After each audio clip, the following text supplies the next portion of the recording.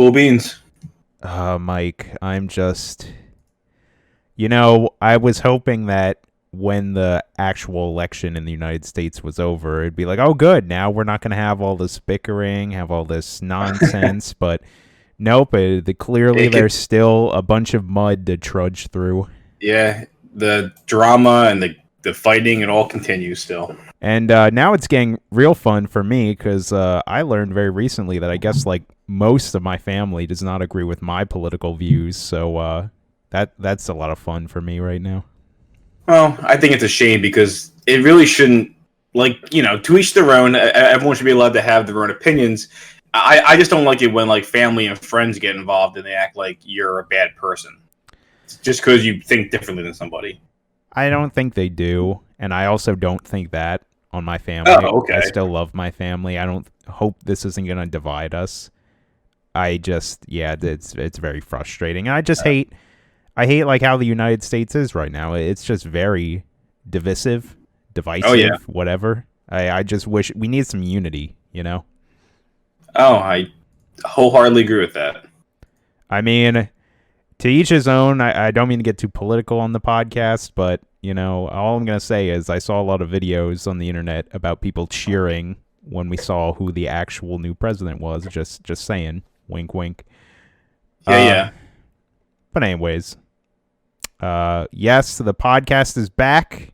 Now we are going to be recording on Tuesdays. Maybe I should have saved this for when we actually did the title drop or whatever. I don't even know what number this is. What number is this? This is very unprofessional. 71. I believe it's 71. Okay. Yes. That's what I wrote down too, but I'm like, I don't even remember at this point. And it's my fault because, and to the listeners, I was responsible for uploading the last 2 episodes, and I still have yet to upload episode 70. So please do not send Corey the nasty emails and everything, and the nasty telegrams. Yes, those still exist. It's not his fault. It is my fault. You can send me the nasty telegrams, okay? I can't tell you how many bricks were thrown through my window that just said, upload episode 70. I'm like, I don't have it. How do they know where I am? Help! That's funny. I thought those bricks were just thrown through my window because I had a Biden sign up. Ayo. Yeah. Political jokes. All right. Enough of that. We're getting out of the mud. Great. Now we're demonetized, Corey. Thanks a lot. Let's turn to a subject that gets everyone nice and happy before we actually start the podcast. Oh, I also wanted to... I had another thought that I was just going to say. Oh, to go a little bit behind the curtain here, I also will get the episodes up on Podbean, episode 69 and 70. Now I'll be able to do that. My computer's all fixed, guys. It works now. I'll give it a nice smack. I hope I didn't just break it doing that, but everything's okay. Yeah. So I replaced my power supply, I think it was last Wednesday, and I was very scared. I was talking to my buddy who actually built my PC, and I'm like, hey, do you think I can do this? I mean, I'm a pretty smart guy, I guess, but I didn't build my PC originally. And he's like, yeah, it shouldn't be too hard, actually. And, I got to say, I actually had a really good sense of fulfillment and satisfaction when I was done putting in the power supply. And what I actually had to do is he recommended that you shouldn't actually use the old cables from the other power supply. So I actually had to feed the different cables throughout my what's it called, like the case or whatever, like the innards of the PC. And it made me feel really good. Like, it made me actually feel like I bonded with my PC, so to say. And it's like now I looked under the hood, and now I kind of know everything in there. So I'm like, oh, okay. Now if I actually would want to do some more upgrading down the road, I could probably handle most of it on my own. Well, there you go. So yeah, that made me feel real good. Also, side tangent, after I put in the power supply, I noticed that there were these 3 fans that I just could never really get to cleaning-wise, and I could see how filthy they were. And I did try to clean them the best I could. However many weeks ago I tried to fix my piece, just clean it out and fix it. But I could never get to them properly, and I finally figured out that you can actually pull off the front piece of plastic to get to those fans, and there's a air filter for that. And I don't know how much airflow that this filter necessarily puts in my build, but let me just say this filter was filthy. I could have made a rug or blanket out of the amount of lint and dust that was on the top of the filter. I actually took a picture of it. Too bad there's no, video component to this podcast or anything like that. But it was very gross. We can use our imaginations and picture it, I'm sure. Right. A lot of hair. A lot of, I saw some stuff moving. I wasn't sure if I should have, just burned the whole PC, maybe even just my whole apartment to be safe. I kid. There was nothing moving. But I cleaned that all, and I was just, like, scratching my head thinking, did I even really need to buy this new power supply? I wonder if this just, like, clogged, like, vent was the whole issue, because, I was telling everyone, like, my PC was just overheating, so I don't know. Maybe I didn't need to buy a new power supply, but I got one anyways, and, 4 days later, whatever the math is, it's been working out really well. There's still a few things I need to test. I do want to get back to streaming. I wanted to stream a few days ago, but I just keep, like, not having the right amount of time, but I do plan on doing that very soon. But other than that, yeah, thank you. I rendered a video, and that all worked well, and, I guess we'll see if this podcast doesn't explode while we're recording it. But everything seems back in order, so that's good. It's a good Tuesday. Yes, it's not a bad Tuesday. Also, I guess I should hope that everyone had a good Halloween, that was like several weeks ago at this point. And I just want to let everyone know that it's beginning to look a lot like Christmas here in the Game Bro Corey household. We literally put the Christmas tree up over the weekend. This is the earliest I've ever decorated for Christmas, and I don't know how I feel about it. I'm worried I'm going to get sick of the Christmas decorations come December. You're just like all those memes. I know! I am! I'm like all the stores that the day after Halloween, there's all the Christmas decorations. And I don't know what made me and my girlfriend do this. Maybe we were just sick of the political climate, and we're like, oh, we need something to distract us, which it did. And it does make me happy going down my living room, and, the Christmas tree is all decorated and has the lights on. Yesterday, I was putting some lights in my windows. This year, I wanted to put lights in all my windows, which I haven't got to yet. I just did the front windows, but they're looking good.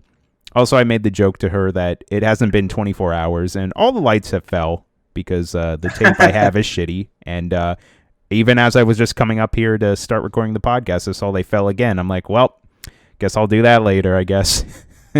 Maybe I should just, solder them to the windows or something. I don't know.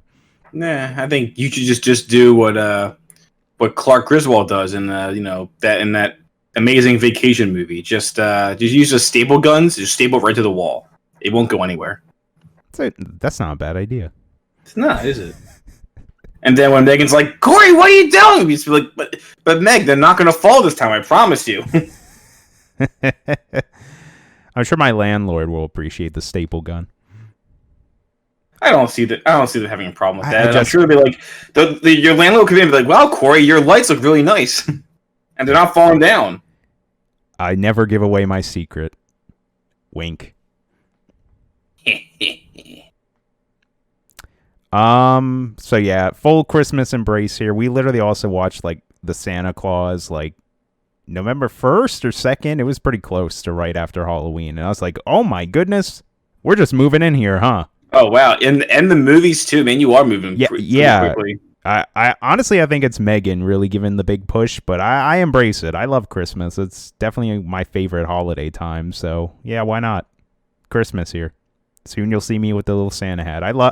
I personally am a big fan of just wearing the Santa hat everywhere during Christmas. I just love it. Nice. It is fun. Other than that, have I really been doing anything the past week or so of notable? Not really. I did want to point out that, in my neck of the woods in the middle of Pennsylvania, it got pretty nice. It was nice and warm. I actually went outside and went for a little stroll over the weekend. That was real nice. Had my coffee. Megan was unfortunately working, but, I enjoyed a nice little walk alone, listening to some good music. It's nice. Nice to be outside. Yeah.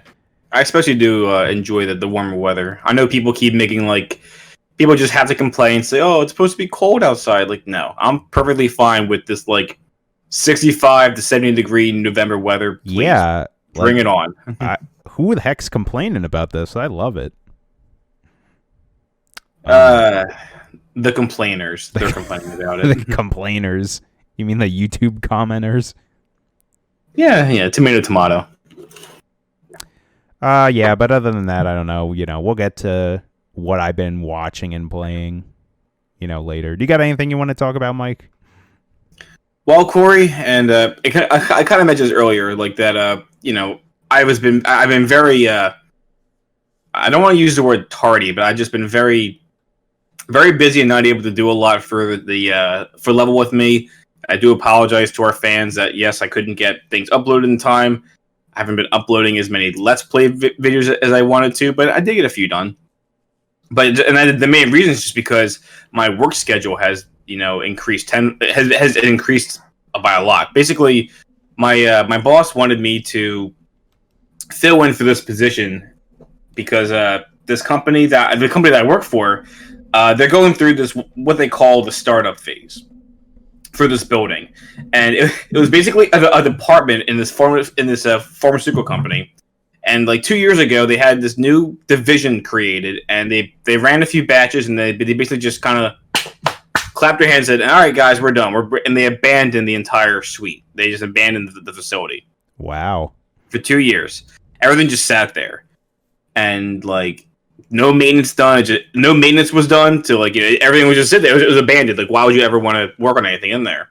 And apparently, like 2 months ago, they said, "All right, guys, let's start this all back up again." And the building engineers were actually kind of like they were shorthanded because some of their first shift engineers, which is like the daytime guys, have moved on to different positions, or they actually moved on to different. Like I think 2 of them moved on to the second and third shift, which is like the late night and the early morning shift.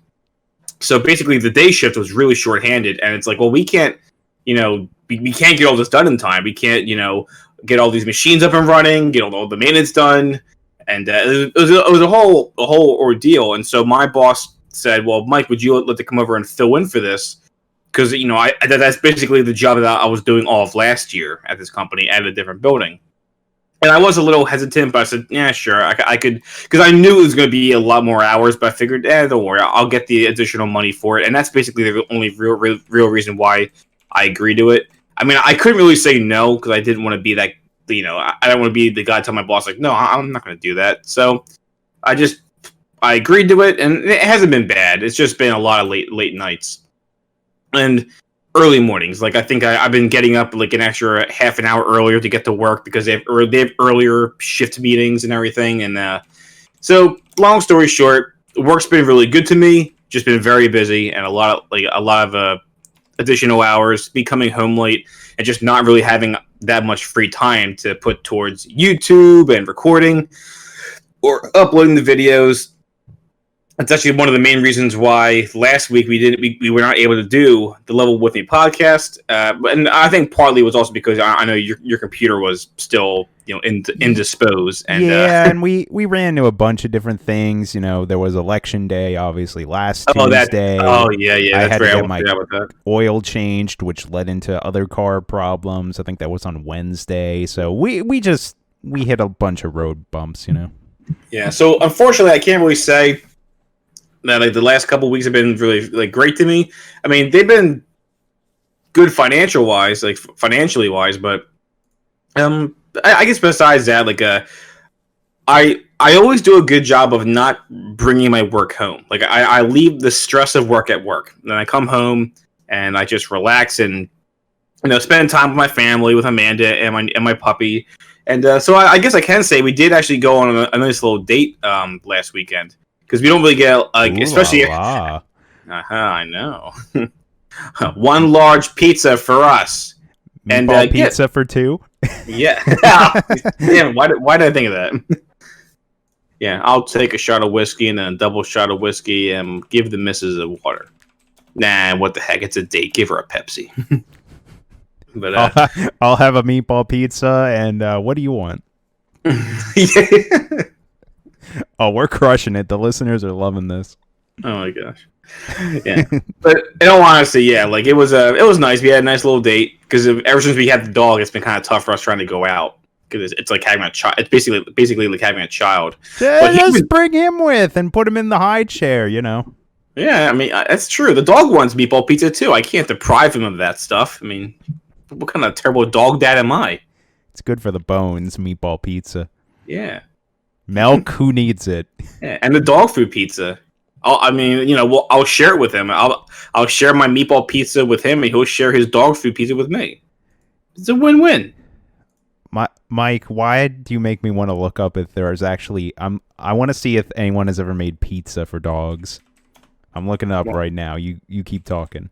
I don't even have to look it up because I'm pretty sure I know it exists. In my heart, I know pizza for dogs correct. exists. It does. There's a video right now that's from cuteness.com, and it says 11 super easy dog-friendly pizza recipes. I gotta show this to Amanda so we can make Leo some pizza. There you go. Unfortunately, it looks like it's all a lot of vegetables, so I don't know about the meatballs. Oh. Maybe you will have to like make little dog food meatballs. I don't know. We'll add our own little touch into it, you know, like the meatballs and stuff. If you do that, it'd be great if like you get like a big like chef's hat and one of those like little Italian mustaches, and then you take like a picture giving him that'd be awesome. Oh man, that's gonna happen now. This is a great idea. Write that down. I'm so happy. I know. Where's my notebook? Oh, I'm so happy. I'm so happy you said this, Corey. Oh gosh, but yes, Leo's been doing really good, and he's actually been doing better with us leaving him alone at home, like when we go to work. So we figured, we'll try it out. We'll leave him outside of his cage when we go on our date, and everything went pretty well. Actually, wait, I think when we went on the date, we actually did drop him off at Amanda's mother's house because she doesn't live that far away from us. So she doggy sat the pup. So that's what we did. Regardless, we had a very nice time, and we've been catching up on some of our TV shows. We've been watching some movies. We've been having a really good time. Obviously, the movies and TV shows we'll talk about later in the podcast. But all in all, it's been a nice, healthy balance of working a lot and still having some good family time. I'm curious, Mike. I'm a big foodie. Where'd you go out on your date, and what'd you guys eat? Well, I guess this is another part of the story. So our favorite pizza restaurant is actually a place up where I used to live, up in northeast Philadelphia, the Bucks County area. It's called Cafe Carmela. And are you familiar with that Barstool like pizza review guy, whatever his name is? I don't know what his name is, but he's popular like on Facebook and stuff. Yeah. Yeah, so he actually just recently did a review of that place. I don't know if I saw his review video. I'm kind of curious because technically that's both me and Amanda's that's our favorite pizza place, and we haven't had it since we moved to down here in South Philly. So we wanted to go there for our date, but then for some reason I don't know if it's because of the election and everything, and the fear of the riots that might arise from the election results and everything. But apparently they were closed on Friday. And that was kind of like a bummer. So we didn't go there. But if you guys ever want to look it up, and if for our listeners, if you're ever in the northeast Philadelphia area, Cafe Carmela, the best pizza we've ever had. But we did decide to go to another favorite of ours, which is called the Three Monkeys Cafe, also up in the northeast. And it's a really good place. It has a really cool like outdoor patio area, which is really cool in the summertime. It's really nice. And it's just a nice little restaurant that we always have a good time at. So yeah, we went to the Three Monkeys Cafe. Very nice. Yeah. Do they have a monkey-themed pizza? They have monkey. I think they have monkey-themed everything, but not pizza. Yeah, I was just thinking about that. And I'm like, oh god, I don't think banana would be good on pizza. Oh no, I thought it was pizza made from monkeys, like monkey meat. Now that I don't know. Yeah, maybe I need to try pizza. that. Uncertain right there.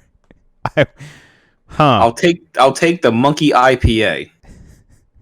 I think they do have like a monkey themed drink too. I'm trying to think now of a Indiana Jones reference because it's Temple of Doom. They eat the monkey brains. Yeah. Oh yeah. Chill with the monkey brains. That's what we had for dessert. Right next to the giant boa constrictor that they cut open. That scene was weird. Yeah. Yeah, whatever happened to Indiana I don't want to know. I'm Though, pretty sure they are making a 5th movie. I think Chris Pratt's going to play as Indiana Jones. No, it was Shyla, remember? The 4th one.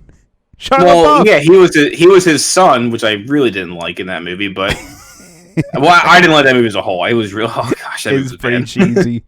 It was very cheesy. And that was before the buyout, right? That was before Disney bought. Yeah, I think you're right. Yeah, it was just unfortunately just a disappointing movie. That movie's like all over the place, man. It's been years since I watched that. Honestly, it's been years since I watched all the Indiana Jones. I'd like to go back and rewatch that the trilogy. Yeah, again, I'm a big Star Wars fan, and I love Lucasfilm, and the Indiana Jones trilogy is still, I think, very good. My favorite's actually the last one, the Last Crusade. That's a really good movie in my opinion. Well, good you just brought that up, because I was going to say, rest in peace, the one and only Sean Connery. Oh, my gosh, which also makes me think of rest in peace, Alex Trebek, which just happened yesterday. And then that just makes me think, sorry, I'm going everywhere, about the classic SNL bit with Will Ferrell. Oh my god! And that guy who played Sean Oh, those bits are so funny. Look those up on YouTube if you ever see them. Oh gosh, now I'm getting depressed. I'm sorry. Yeah. Should we talk about politics again? What a double whammy is to go and watch that SNL skit and just cry. Oh man. All right. We're leaving the bad vibes here, and we're transitioning to the posy vibes in the podcast. Yes. The posy vibes, yes. the pod vibes. Positivity. The positivity. No, don't say pot. We're not in New Jersey, Mike. Calm down. Oh, all these I've been gone for a week, guys. I'm on a roll right now. Oh man, I need some more meatball pizza. Hello, everyone, and welcome to the Level With Me podcast, episode 71. I'm one of your hosts, Game Bro Corey. How you doing, suckers? And I'm joined once again by my co-host, Mike, aka the Collector's Vault. How you doing, Mike? Doing pretty good, Corey. Hello, everybody. Welcome back to Level With Me. I missed all of you guys. I missed Corey. I missed my meatball pizza. I missed... Oh, shucks. You make me blush. I think the meatball pizza is blushing as well, or it might just be really hot. I can't tell. I think that's the red sauce on top. The gravy, as people would say. No, I don't like that. The gravy. I know people say it, but no. Now that I'm with Amanda, her whole family calls it gravy. Apparently, it's a South Philly thing. Is it just marinara, or would that count for like an Alfredo or like, you know? Basically, any tomato sauce. It has to be red sauce. All right, fair enough. You know, you wake up and you go up to the bar and you're like, "Could I get a bloody gravy?" Yeah. It's pretty much. It didn't work. All right, that bit failed. We're just gonna cut that out, and by that I mean I will. I forgive you, Corey, and I'm sure our listeners do too. Well, we have been gone for a week, and there are a few news stories here. I don't have every news story. I didn't go back like the past 2 weeks. I just kind of picked like some of the major ones I wanted to talk about from this current week. But to point out some notable things I remember happened last week that we might want to briefly talk about. Wasn't there another like new hire for Retro Studios and Metroid Prime 4? Yes. Unfortunately, off the top of my head, I can't say I remember who it was or what. Yeah, I forget. Yeah, or what games they worked on, but it was a very big a big name game developer. Gosh, I don't remember who it was, but it was a big deal. And again, just one of the many new hires that Retro Studios just keeps doing, and it just drives us nuts that the only news we have are the hires. The good thing is, for anybody who is also like a Metroid fan like I am, or even just a fan of Retro Studios as a whole, I really have a lot of high hopes for this and I do think that we might see something next year, whether it be a teaser or something. Actually, at this rate, there's been I'll make this quick. There's been a lot of talk about people pointing out really good points that many games actually get to this stage and are basically in like the debugging stage. So they think people really do believe that Metroid Prime 4 is actually a finished. It's not finished, but like it is now a playable game that they can now edit and upgrade and debug and test. Basically, they have a running prototype, and now they just got to make it, polish it up and make it perfect. So that's very exciting. I do want to believe. We can look at examples from other game studios. I mean, look at Bethesda. Countless times Bethesda will be like, hey, here's a new game, and it's coming out this year. They did it with Fallout 4. I think they did it with Skyrim. They've done it countless times, so it would not shock me at all if, like, around the beginning of this year, Nintendo's like, oh, here's an actual trailer for Metroid Prime 4. That'd be great. I don't mean to get everyone's hopes up, but I'm just saying it's possible. My hopes are up, and so hopefully I don't crash when we don't get anything next year. I hate all the negativity around it. It's every time like, oh, they're getting a new like member of their team. Everyone's like, what? They don't have this person on their team. This game's never being made. It's like, guys, come on. They can replace one member of their team, and it doesn't mean the game's dead. Yeah.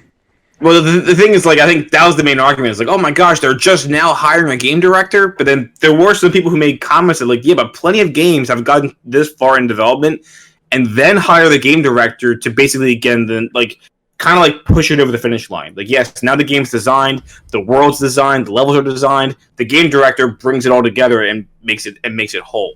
So I think that's the thing that all these like naysayers have to realize, that like just because they're getting the game developer now doesn't mean like they're just starting development. And I think that was the problem. I agree. Yeah. Other than that, I should also look this up too. I know there was like a Nintendo Direct Mini or whatever, and that was the one where they released the Hyrule Warriors Age of Calamity demo. Mm-hmm. And yes. I'm blanking on all the news. Let me look it up real quick. I just want to briefly bring this up.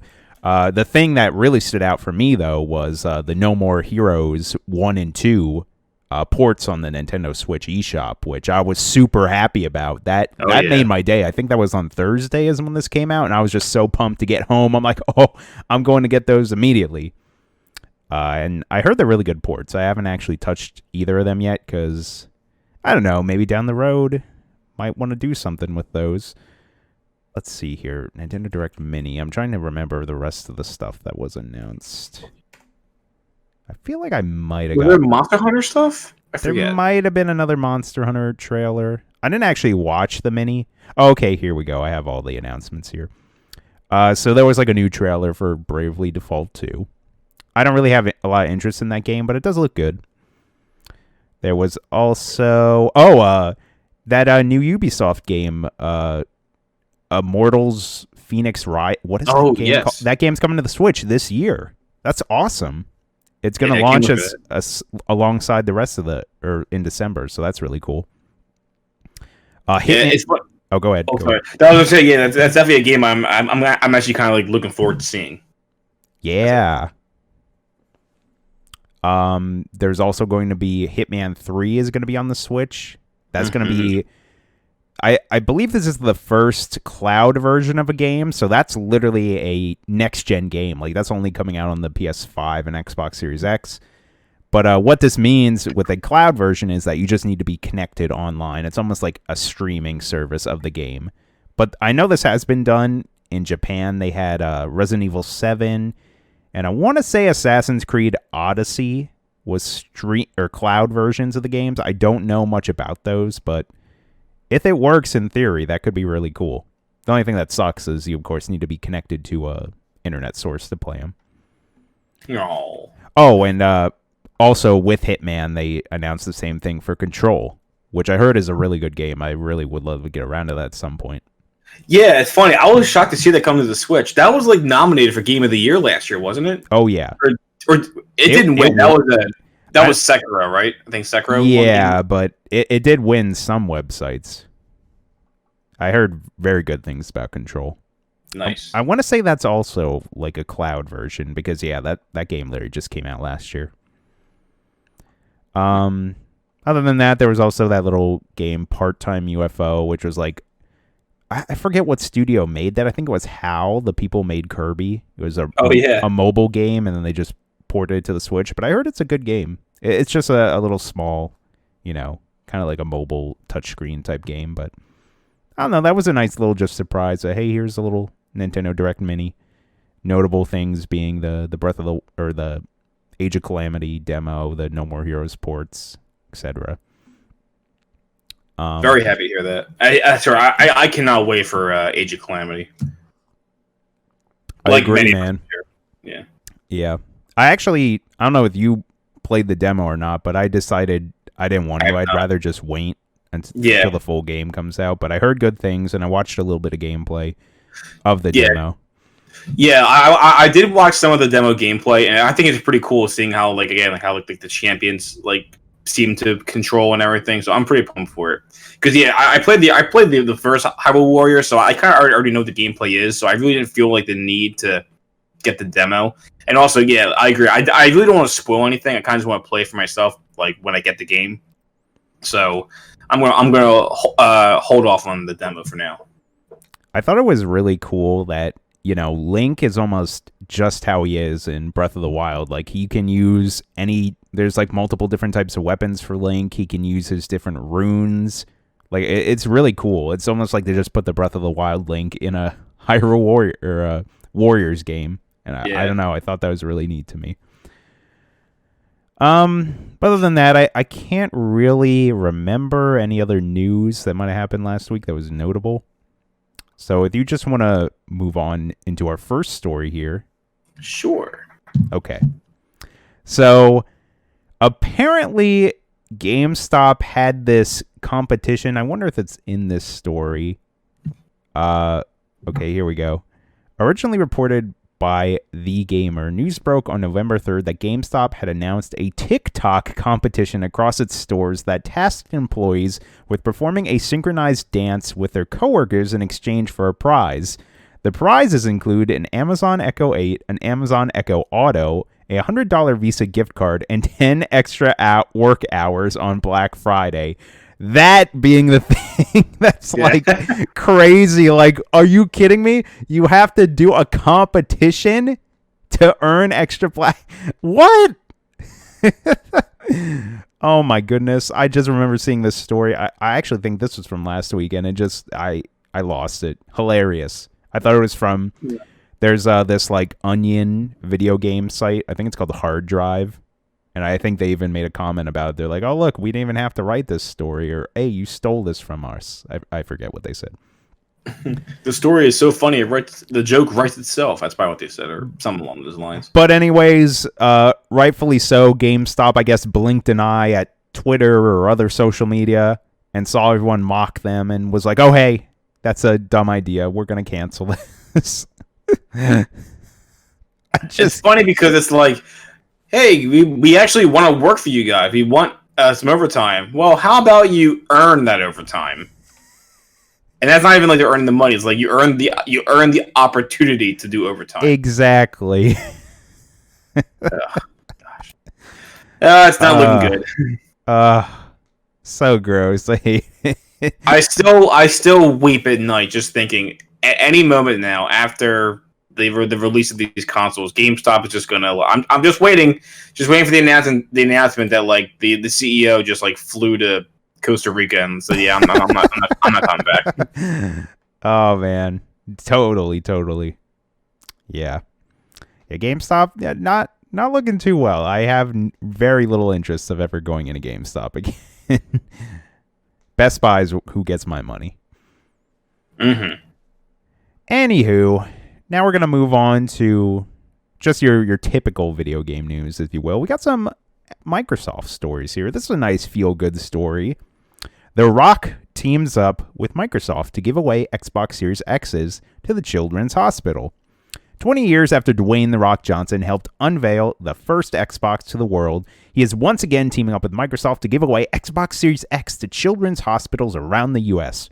The Rock announced the news on Twitter and shared a video explaining how he, Microsoft, and the Gamers Outreach would be gifting 20 children's hospitals one-of-a-kind Rock Xbox Series X consoles that will allow 50,000 plus kids to experience the next generation of gaming. All right. How nice. What horrible soul, what demon of a man is going to steal the limited edition Rock Xbox Series X and put it on eBay? The thing's gonna happen is like these are obviously going to children's hospitals. I can't wait for the first one to come up on eBay and be like, when either this kid in the hospital has a phone and he just like has an eBay app on his phone, or somebody said, "Hey kid, how much you want for the Xbox?" I actually, I need to watch this video. I want to know like what's exclusive about it. Like, does it just say Rock on it? It just has The Rock's face on it. I'm trying to look at it. I can't. I think there is like a decal on the side. Oh, there's him meeting Mr. Bill Gates. Okay. Oh my lord. That's a feel-good story. Why me and Bill Gates? He has nothing to do with Microsoft anymore. He made the Xbox. Bill Gates himself kisses each Xbox Series X before it gets shipped out. Come on now. I thought you follow the media. Oh, you're right. He does do that, and I think he. I was going to say something inappropriate. Each Xbox Series X and S has one piece of Bill Gates' hair somewhere in the console. That's a fact. If you find it, you'll earn extra hours when you want to work on a Friday. If you find it, you get 80 Microsoft points. Yeah. Or whatever $1 was. Yeah, whatever the Shroot Bucks version of it is. Oh my gosh. Shroot Bucks, yeah. Do you remember when Microsoft points, it was like 1,600 for $20? It's like, why can't you guys just make it 1-for-1? It's so confusing. Make it simple. And then it was like, oh, happy birthday. You get $1 worth of Microsoft points. Thanks. What can I buy with this? Nothing yet, but maybe on your next birthday you can. Oh boy, yeah. It's only another $1, but thanks, Bill Gates. I can buy a loot box. Yeah. And then it's just complete trash. And you're like, oh man. Or after 6 years and 6 birthdays, cool. I can get a free game, and then the next console comes out. I'm like, oh man. All right. Speaking of Bill Gates, Xbox reportedly looking to buy Japanese developers. Xbox is reportedly looking to purchase Japanese game development studios and has been in contact with both small and large developers. According to a report from Bloomberg, several Japanese-based game developers of varying size have been approached by Microsoft to talk about acquiring their business. The developers asked not to be identified at the time due to the private nature of the talks. Bloomberg's sources make it reasonable to suggest that Microsoft is scoping out potential new Japanese developers to bring under its wing, as a part of the Xbox Game Studios brand, even after recently acquiring Bethesda and ZeniMax for a whopping $7.5 billion. In response to the reporting, Xbox business lead Asia, Jeremy Hinton, told Bloomberg that Microsoft is always open to discussions with the creators that are a good fit. Acquisitions are a possibility, but there are no announcements to share at this time, the article reads. So yes, the article points out the obvious. Like, this is kind of wild considering Microsoft literally just bought Bethesda for $7.5 billion. That's billion with a B. I think this makes sense because I would assume if I was Microsoft, I would want the Xbox to actually be a thing in Japan or even like in more of Asia, because it really isn't. And I think doing something like this would be very smart. Yeah, no, I agree. Like, it definitely doesn't have the market yet over there in the East, like Nintendo and especially Sony. Like the PlayStation is like all of their consoles are very popular. Nintendo's popular. I want to say Microsoft sales over in like Japan especially are like pretty abysmal. Oh yeah, it's kind of funny. I can kind of see like these developers thinking like when they get approached by Microsoft, they're like, wait a minute, aren't you that evil company that made that terrible Xbox, the Xbox One?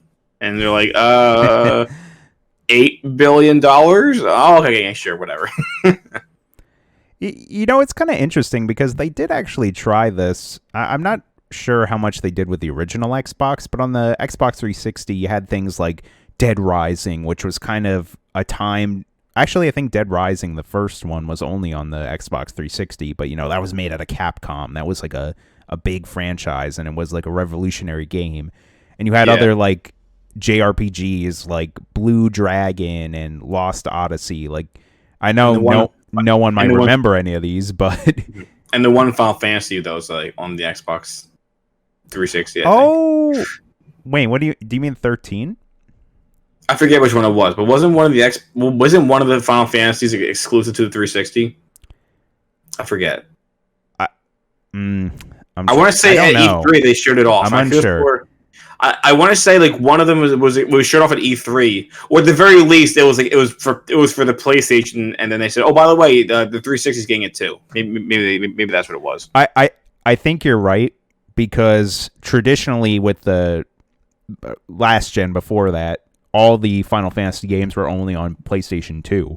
And I think you're right. It was a big deal when they're like, oh, hey, Final Fantasy is also on the Xbox. Because, Final Fantasy 13 was on the Xbox. Mm-hmm. Oh, man. I wish that game was better than it was. I think the characters in that game are really neat. I didn't get too far in it, but it was just it was a shame. Also, just funny, really quick story about that game. I remember when I went to get it, I think it came out in like March. I want to say maybe like 2008 or 9, maybe 2010. No, I think it was like 2009. And I go into GameStop, of course, of all places. And I go up to the man working there, and I'm like, hey, I would like to buy Final Fantasy 13 for the Xbox 360. And he said in a very snarky manner, well, did you pre-order it? And I'm like, no, I didn't. And after that, he berated me about how I should always pre-order my games, as I was just like, I'm trying to give you money for your products, sir. Yet you're mad at me. Like, there's literally a Walmart right next to me. I could just go to the Walmart and buy it. Don't make me walk over there. I'll do it. And we're reading these articles now where GameStop is having competitions for work hours. I digress. Okay, where were we? Yeah, Microsoft. I was gonna say speculations. It would be pretty nutty if they bought a company like Capcom. That'd be insane. That'd be crazy. That'd be such a FU to Sony, considering so many. I was in everything, even for Nintendo. Capcom has been around since the dawn of video games. Like the early '80s. Can you imagine them being owned by Microsoft? I mean, like even regardless of video games as a whole, that's just an insane acquisition. Of power, just like them, like just buying out an entire company like that. I actually don't even see Capcom saying, like our company is only worth $8 billion. Probably like get out of here. But man, that would be such a slap in the face to every other to Nintendo and Sony for sure. Because then. For example, like Monster Hunter, that's Capcom. Monster Hunter, Resident Evil, Street Fighter, Resident Evil, Mega Man. They have those IP mascots and franchises like a Nintendo. And Pac-Man, my God. Is that Namco Bandai? Oh crap! Now you're up. All right, I'm fake gamer tag. I'm terrible. Namco, Capcom, they have similar letters. Yeah, they're. I was gonna say something racist. They're all Asian. Whatever. That's terrible. I'm just kidding. I love you all. Anyway. I was even considering maybe Platinum, because if you remember on the Xbox One, there was almost going to be that exclusive Platinum game, Scalebound, that unfortunately got canceled. But I always thought that looked really cool. Yeah, but I don't want them to technically. But then even great games like Bayonetta, Astral Chain, like all these other great that's true. IPs that are man. The whole acquisition thing is it's cool and interesting to hear about, but then it's disappointing when you think like, man, if this were to happen, or it's to be like just the thought of it happening makes you think, man, that would be disappointing, for the other game companies. But I would forever cry if it was From Software, and I would have to just brand myself with the X and be like, I guess I'm here now. I need to play Elden Ring, guys. Just carve it in your forehead and like, all right, this is me now. You got me, Bill Gates. You got me. This monolith will go great with my other monolith right next to me, my gaming PC. This fridge will go great next to my fridge. I like that one. Yeah. Corey, edit it right. Okay. Yeah. Now I'm Corey, speaking why do you have myself two in third refrigerators person. and why is one of them in your bedroom? It's convenience. I don't want to get out of bed and go get a pickle. Come on. Good point. How else am I supposed to get my cold meatball pizza that I'm saving for breakfast? How else am I supposed to eat my 3 a.m. cheese stick? Walk down to the kitchen like some animal? Oh, it's right next to me. Who eats a cheese stick at 3 a.m? Oh boy, 3 a.m. Then I can play such great games like Gears Tactics. I don't. The Xbox Series X literally came out today, and I don't know what's on there that's new. Oh wait! It has that new Yakuza game. I digress. I'm not trying to poo-poo on the Xbox. I'm just saying it came out today, and there's like nothing really on it. But that's every console launch. I'm not, Yeah. And not everybody got their pre-orders. I'm sure they're just so happy. Oh boy. I think someone I follow on Twitter said they were waiting outside. I don't remember what store exactly. Maybe a GameStop or Walmart. But yeah, they literally were waiting out there, and then they just go out inside, and they're like, "Yeah, we don't have any." That's just the worst. Like the stores didn't even get any extra consoles. Like, oh man. That's terrible. It's rough. Guys, I've already accepted I'm not going to get a PS5 this year. It's fine. I can wait to play Demon's Souls remastered. It's okay. Yeah. I guess on the bright side, it's like you're not really missing that much. No. Like, yeah, realistically, there's not that many exclusives. Mm-hmm. Honestly, I think on PS5, Demon's Souls might be the only one because Spider-Man Miles Morales is on the PS4. Yeah. I think we said this before when it comes to like new consoles. It's all about that launch window, and if it's not that impressive, it's like basically this is just well, here's the better system, and you can see how much better your games run on it, which I think a lot of game critics were doing. I think that's the big thing with this new generation right now because they are big promoting like, oh, hey, you can play all your Xbox One games or you can play all the PS4 games on this, and they run way better because there's a solid state drive in them now, so the load times are really quick and they run at 60 frames per second, and I understand that too. I even was thinking about them like, oh, it'd be nice to play my entire PS4 backlog on a PS5 that would run them way better. Yeah. But I digress. Let's steer back into some gaming news. We're talking about Microsoft. We got one more story, tangentially related because, Microsoft owns this company now. Yes, Todd Howard .com building place. So we need to think of a good pun. Todd Howard, huh? Todd Halo? No, that's dumb. No. The Elder Todd. I'm trying to think of like Pearl. Microsoft to the things with Microsoft and Todd. Micro Todd. That's okay. I like that Micro Todd. Yeah. Howard Soft. That one. Yep. I like both of those. Listeners, tell us what you prefer. I don't know. Anyways, video game news. Bethesda engine is getting its largest ever upgrade before Starfield and The Elder Scrolls 6. Bethesda's Todd Howard has said that the company's current engine, which will be used for Starfield and Elder Scrolls 6, is getting what could be its largest upgrade yet and is being worked on by the largest... Yeah, that's what it says, excuse me. By the largest number of employees that the company has ever assigned to the engine work. Speaking during the Develop Brighton keynote session, Howard was asked how much work was being done on Bethesda's proprietary creation engine, which has attracted criticism in the past. We too will acknowledge it needs more work than it has in previous times, and we do that between generations, and we've been doing it. I can say that the engine work started a while ago. You can tell it has been quite some time since I've read news stories. Forgive me, listeners. Yeah, you're getting back into the swing of things. Yeah. Oh crap! I just had a point I was gonna say. Oh, I was gonna make a comment and say I'm glad it says Elder Scrolls 6 because I can't tell you how annoying I get when people are like, "Oh, they're making Skyrim 2, right?" And it's like, no, that's not what the series is called. That was the last Elder Scrolls game. It's called Skyrim. It's not Skyrim 2. Yeah. You just reminded me. Did you know that, like, back when what was it? When Pokemon what was it? Ruby and Sapphire came out, right?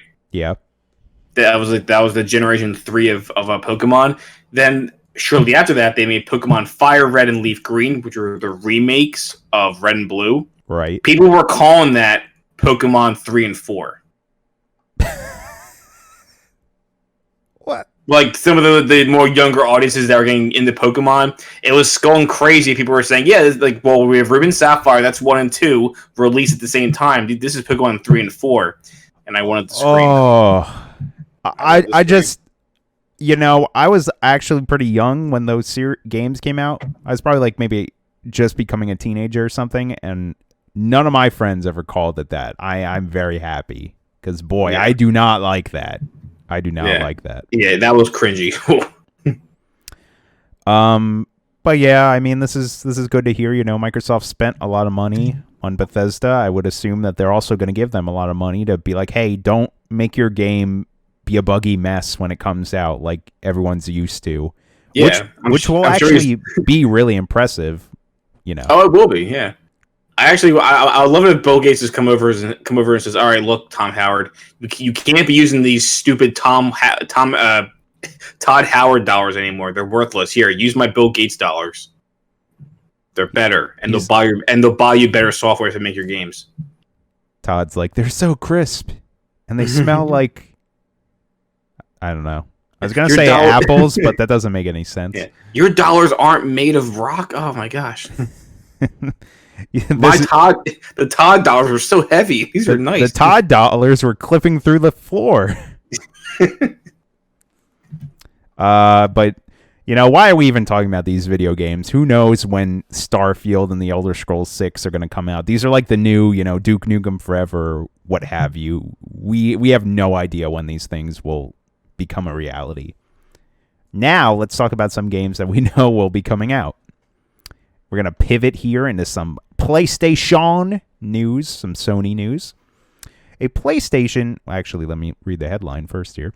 Ratchet & Clank Rift Apart, Horizon Forbidden West, and more PS5 games get release window.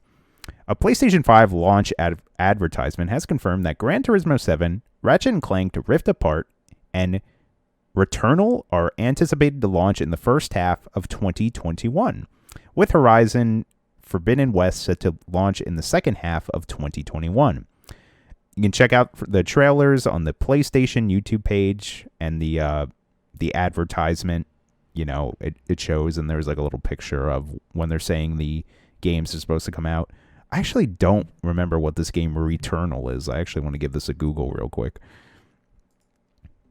Yeah, I can't say I know it either. Oh, right. This was that like third-person shooter that was like, it was kind of like a very fast-paced game. It was like a space type shooter. It was like a woman in like a space suit. I don't know. It's kind of vague, but I didn't realize that was like a Sony first-party game. It looks cool. But hey, we were just talking about the launch window being important, and look right there. There are 3 exclusive games coming in the first half of 2021, with another one coming shortly after, and I'm sure Sony will have more new games coming out in the later half of 2021. Oh boy. So yeah, if you didn't want to buy a PS5 this year, you'll definitely want to buy one next year if you can find one. I'm sure they will. Christmas is around the corner. Just ask Santa for one. All right. I got some exciting news coming up here. I like the next few stories we got going on. So, long rumored Mass Effect Legendary Edition finally announced for 2021. After so many rumors and leaks, retail listings, the Mass Effect Legendary Edition has finally been announced for spring 2021. Announced on N7 Day, A day where BioWare and all its fans celebrate all things Mass Effect. This remastered version of Mass Effect, Mass Effect 2, and Mass Effect 3 will be together in one collection for Xbox One, PlayStation 4, and PC.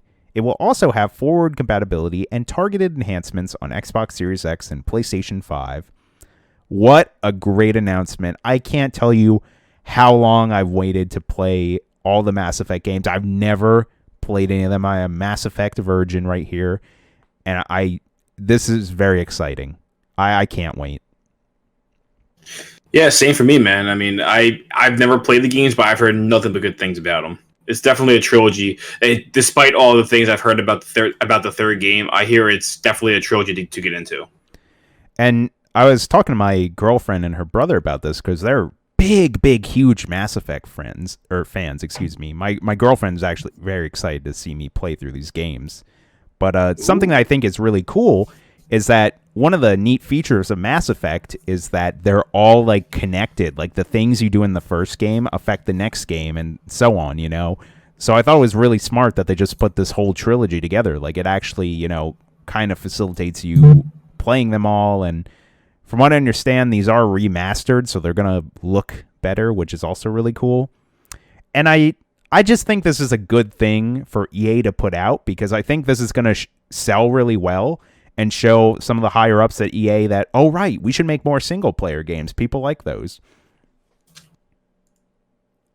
No, I agree. That's definitely one of the things that, like, kind of like going back to the whole Mass Effect 3 fiasco. You know, people say like, oh, they didn't like the direction that the game went. It's just going to show people, hey, like, this is what the fans want. Give them this. Please don't try to change don't try to fix what's not broken is the biggest thing. You know, I just made the comment, but it's a reality. A new Mass Effect project is in development at BioWare with a veteran team. BioWare has confirmed that a new Mass Effect game is in development, announced also on N7 Day. This game will feature a veteran team from BioWare and will be the next chapter of the Mass Effect universe. That's awesome really stuff. All they said. Honestly, I don't mean to be negative, but that's kind of a nothing statement. And there's still a lot of things that I understand BioWare is still working on. Apparently, they're going to like have a new update for Anthem to make it way better.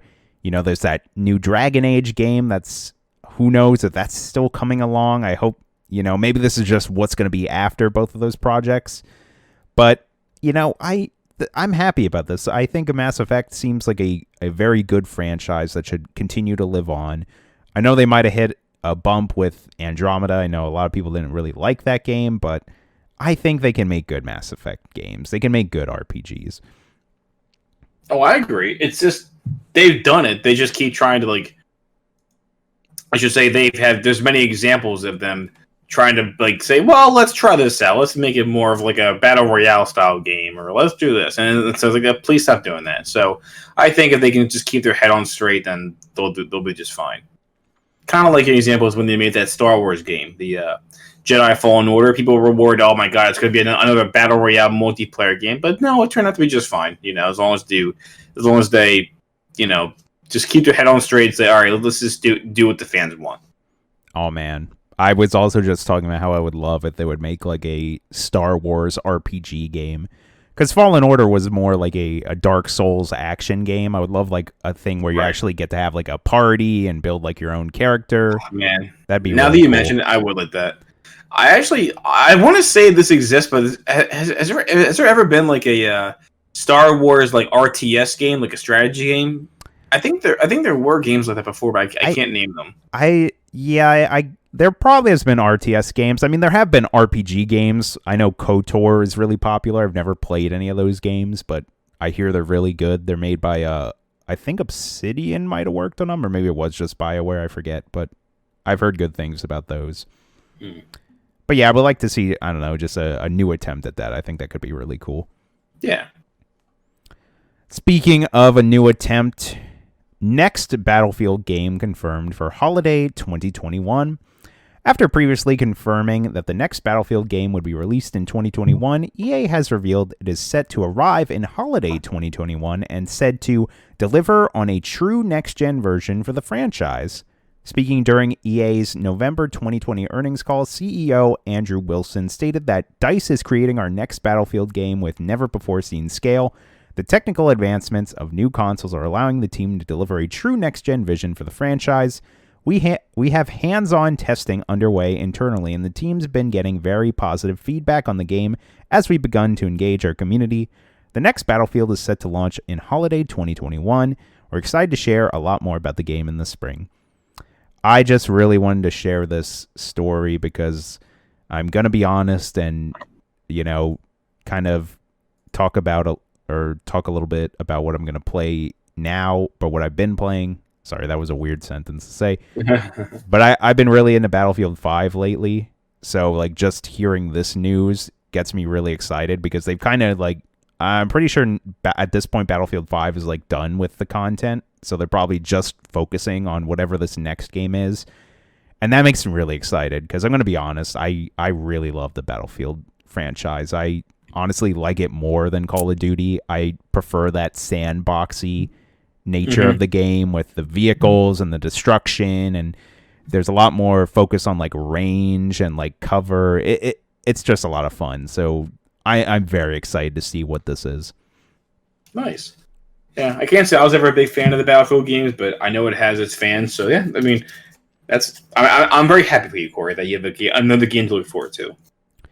Speaking of next gen and what you were mentioning about the Battle Royale and the multiplayer stuff, our good buddies over at Rockstar have decided why make a new video game when we could just re-release two of our current games, or should I say old games. GTA 5 and Red Dead Redemption 2 next-gen backwards compatibility announced.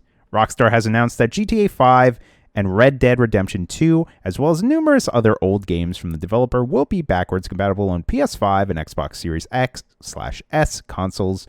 The PS4 and Xbox One version of GTA 5 and Red Dead Redemption 2 will be playable on the next-gen consoles. Progress can be carried across either through the use of cloud saves or mutual transfer via USB storage or LAN Wi-Fi transfer cable for campaign save games. Progress and online components of GTA and Red Dead Redemption will be carried over via your Rockstar Social Club profile, provided you sign in with the same PSN/Xbox Live account you used previously. This is cool and all. I guess I shouldn't really talk because I'm going to be honest. I've honestly never really been a big fan of Rockstar games, but I just wish they would move on from GTA 5. They're in a really hard position, though, just considering how popular that game is. They really don't have to make another game.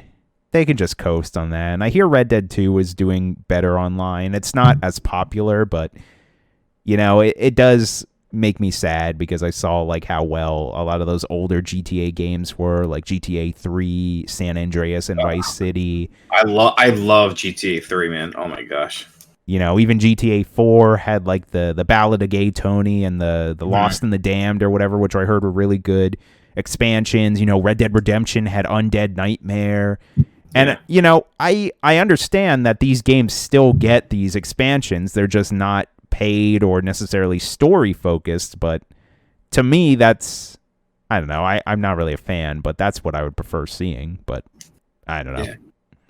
I think we've said many times that that's just the age we live in, where games can take so long to make, and they put so much time and effort in some of these games, and that they want to basically get as much money as possible out of them, as well as build upon them with all these mods, or not mods, but DLC and all that stuff, and additions and expansions. But man, it's kind of I'm pretty sure I said before too. I miss the old days where a game company would have multiple teams working on multiple games. So there's multiple releases every single year. You know, it's just not that. It's just not. We're just not in that day and age anymore. Because again, games are just so big nowadays. They need a team of 100 people working on one game or something crazy like that. I honestly I don't even know where they go from GTA 5. I don't know what they do. Do they just go back to Liberty GTA City? 6? Yeah, they go GTA 6. Do they go Liberty City and just make it way bigger? I don't know. Watch them make it what if they just make the whole United States? What if they just made a continent? Oof. Well, they could go crazy. They got the money. What's like a really good city for them to do a game about? So They can do one about Philadelphia. There we go. They can make a Philadelphia city. That's not a bad one. Philadelphia, they'll call it. Everywhere you go, there's just riots. There's Stony Barbosa in front of the art museum. Yeah, cheesesteak Billy. After all friends call him. If they made a GTA game in Philadelphia, they definitely need a cheesesteak as a weapon or something. Yeah. Like a grenade you throw, or it's a big like club you beat people with. Oh my gosh! There has to be some sort of side quest with. There has to be like really good landmarks. Like instead of like Geno's and Pat's, it'll be like Matt and I don't know. I can't think of anything that rhymes with Geno. Pino. They have to make a fake version of Gritty and put that in there. Oh my gosh! Grimy, Grimy. Oh, I love Rockstar, Grimy. give us a call. We got ideas. Yeah. Just give us a couple of $1,000 a week, and we'll give you really good ideas. A couple $1,000. You think that's how they made GTA? Okay. A week, I said. I know. I said that. I'm like, wait, that's nothing. It's give us a couple of $1,000 a week, and we'll give you good ideas. There we go. I just want to end this news article and just to let everyone know that GTA 5 came out in 2013 on the Xbox 360 and PlayStation 3. Good Lord. That's all. It didn't. The new consoles, which were the old consoles now, the PS4 and Xbox One, were out, and GTA 5 did not come to them yet. I bought GTA 5 twice. I'm an idiot. I digress. All right. No, don't worry, Corey. We've all bought them games multiple times. Hey, there are some fools out there who are buying 3 Mario games that I'm sure they've played a million times. That's a good point. Again. Yeah, and they didn't even remaster them or anything like that. No, they're just stupid emulations. Ugh. I feel like that's a good question. What is the game that I might have bought the most? Well, I think it's just a tie between GTA or Minecraft. I mean, I bought Minecraft on my 360 and then I bought it on the PS4. I'm going to lie if I tell you I haven't thought about buying it on the Switch too, just to have that portability. Plus, then I could play with my girlfriend because Minecraft supports crossplay. I'm not sure what game I ever bought twice. I would probably say, I guess... This might sound dumb, but I guess Metroid, because like I have all 3 of the Metroid Prime games, and then I bought the trilogy for the Wii. I guess that counts. I don't know. Yeah, that one's slightly. I don't know, because that's like It's like a different thing. Yeah, like when I bought GTA 4, or excuse me, when I bought GTA 5 on my 360 and then bought it on the PS4, there wasn't really a lot that's different. They added a few, like they added first person view and they made it look a little better, but it's weird. Anyways, though, moving on. I put this story in here to show the scary reality that could be next gen gaming, which why do I keep calling it that? The Xbox Series X came out today. I guess current gen. Yeah, it's current gen gaming. Current gen. Yeah. Excuse me. But the Call of Duty Black Ops Cold War file size has been revealed on consoles and PC. I guess I'll just go down the whole list here. So if they're going to install Call of Duty Black Ops Cold War on your PlayStation 4, that's going to run you 95 gigabytes day one. That's not including any updates that could come in the future, new maps, new weapons, etc. For the PS5, I don't understand how it got this much bigger, but it increases from a 95 gigabyte to a 133 gigabyte. What is that? Roughly almost like 30 or 40 extra gigs. It's crazy. Yep. And then for the Xbox One, it's about the same. It's a little smaller on the Xbox One, being 93 gigabytes, and then on the Series X/X, it's a little bigger, being 136 gigabytes. And then on the PC, if you're going to download the full game, it's 125 gigabytes. Interestingly enough, it's bigger on the next gen consoles. That's or current gen. That's kind of weird. Probably because of all like the additional features like the ray tracing and that might be part of it. I'm not a technical guy, but that's what I'm going to guess. That's just what I'm going to guess. Now, I will leave everyone with a little bit of grain of salt. You know, I'm sure I've talked about it before, or you might have heard about it, but the most recent Call of Duty Modern Warfare has had huge download and file sizes. Like, it's kind of crazy. I think it was starting to hit like 200 or 250 gigabytes for just that game on consoles and PC. Yeah. So maybe it's just Call of Duty. I'm not saying every game is going to have these huge file installs, but it's possible. You never know. I would probably look more at like a Sony first party game. So I'd look at like maybe how big Demon's Souls or Spider-Man might be to get more accurate file sizes. I guess. I don't know. Anyways, now we save the best for last here at the Level With Me podcast. We love Nintendo, and we have all our Nintendo news right on in the back of the fridge, just tucked away for us. Yummy. Right. I'm going to go reach for some right now. I can go for some Nintendo. Our first story here, Pokemon Go, remember that game? Has earned $1 billion in 2020 and is having its best year yet. Pokemon Go has allegedly brought in an estimated $1 billion in player spending in 2020 so far, making it the best year yet for the app that lets you catch virtual Pokemon in the real world. As reported by Sensor Tower, Pokemon Go earned $832 million in player spending in its launch year of 2016. Spending declined in 2017, but it has continued to rise through the first 10 months of 2020. It is up 11% from 2019's total and up 30% from the first 10 months of 2019. I am shocked by this news, especially with the article continuing to talk about the COVID-19 pandemic. I was just about to say, like, so despite the pandemic, right. My God, this is the best guys, year they ever had. You're not following anything. You're supposed to stay indoors. I don't play any other game. Yeah. I don't care about that Blastoise over there. Don't go and catch it. There's a virus out there. You know, I remember when Pokemon Go first came out and everyone was making jokes. I mean, this even happened where people were like walking to places they shouldn't be, like bad neighborhoods or off a cliff. Now, now you literally, you're just going outside and there's guys. At least they're walking off a cliff. All right, I got it. You know, I get it, guys. I remember when Pokemon Go just came out and, you know, was the hip, hottest thing out there. I was playing it all the time.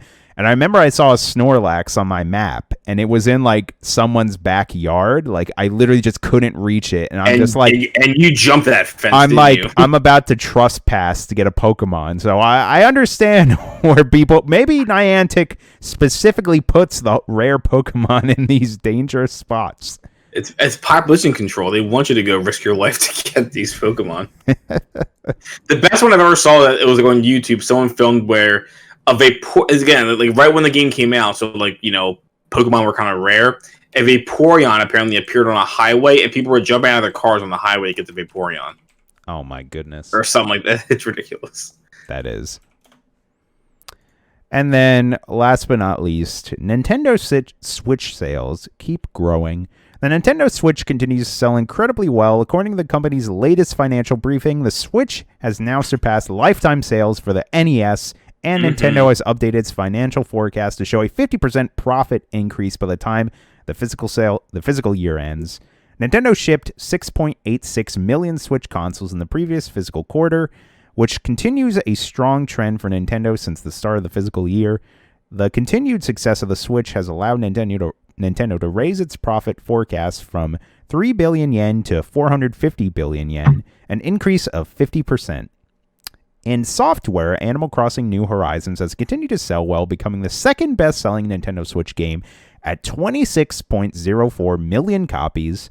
It trails only Mario Kart 8 Deluxe and has overtaken games like Super Smash Bros. Ultimate and The Legend of Zelda Breath of the Wild. Overall, Nintendo has sold 456.49 million games for Switch so far, more than the Nintendo 3DS and Wii U life to date, respectively. Yeah, that's wild, especially considering Mario Kart 8 Deluxe is not a new game. It's just almost, it's just like an expansion. And it's been around since the beginning of the Switch, 2014, 2015. I think that's when the Wii U came out. And yeah, you're oh right. well, yeah. Oh yeah, the Wii U version. Yeah, it's been around for a very long time. Mario Kart 8 Deluxe was like the launch window. I don't think it was right when the Switch came out, but it was like May. True, yeah. Like a few months after. But yeah, that's crazy. Not even a new Mario Kart game, and it's doing that well. It's a great game, though. It is a great. Ultimately, it is a great game. The best-selling game on the Switch, and gosh, in like less than a year, Animal Crossing is about. It's that's insane. It's going to surpass it. Yeah, like I feel like just seeing that and thinking about it, they got to add like way more content to Animal Crossing. They're gonna do something. Yeah. You know? Oh yeah, Animal Crossing, kind of like what we were just talking about with like GTA 5. Nintendo is going to do the exact same thing with Animal Crossing. And granted, it's still a new game. It's only like it's not even a year old yet. They're going to constantly keep updating it. I mean, we technically this will be the first Thanksgiving, the first Christmas. There's all these holidays that Animal Crossing hasn't experienced yet. You know, so there's so much opportunity for stuff. Oh my gosh. Also, the article points out here, recent software releases have also done well, such as Super Mario 3D All-Stars, which has sold 5.21 million units since its September release date. I wonder why. Maybe it's because they're going to unlist it in March. Why, Nintendo? It would have sold that well even if they didn't say that. They didn't even do any work to it. They're going to make the Zelda collection and have Ocarina of Time, and it's not even going to be the 3DS version. I cry. Every time. That's it for the news this week. Already, it's over. Now, we're going to move on to the second part of our podcast where we talk about what we've been watching and playing. Who wants to go first here? Show of hands. Mike, Corey. That's me. Anyone? Do you want me to do it, Corey? I guess so. Oh, okay, so you're being a little quiet there, so I'm thinking, like, are you going to volunteer somebody, or...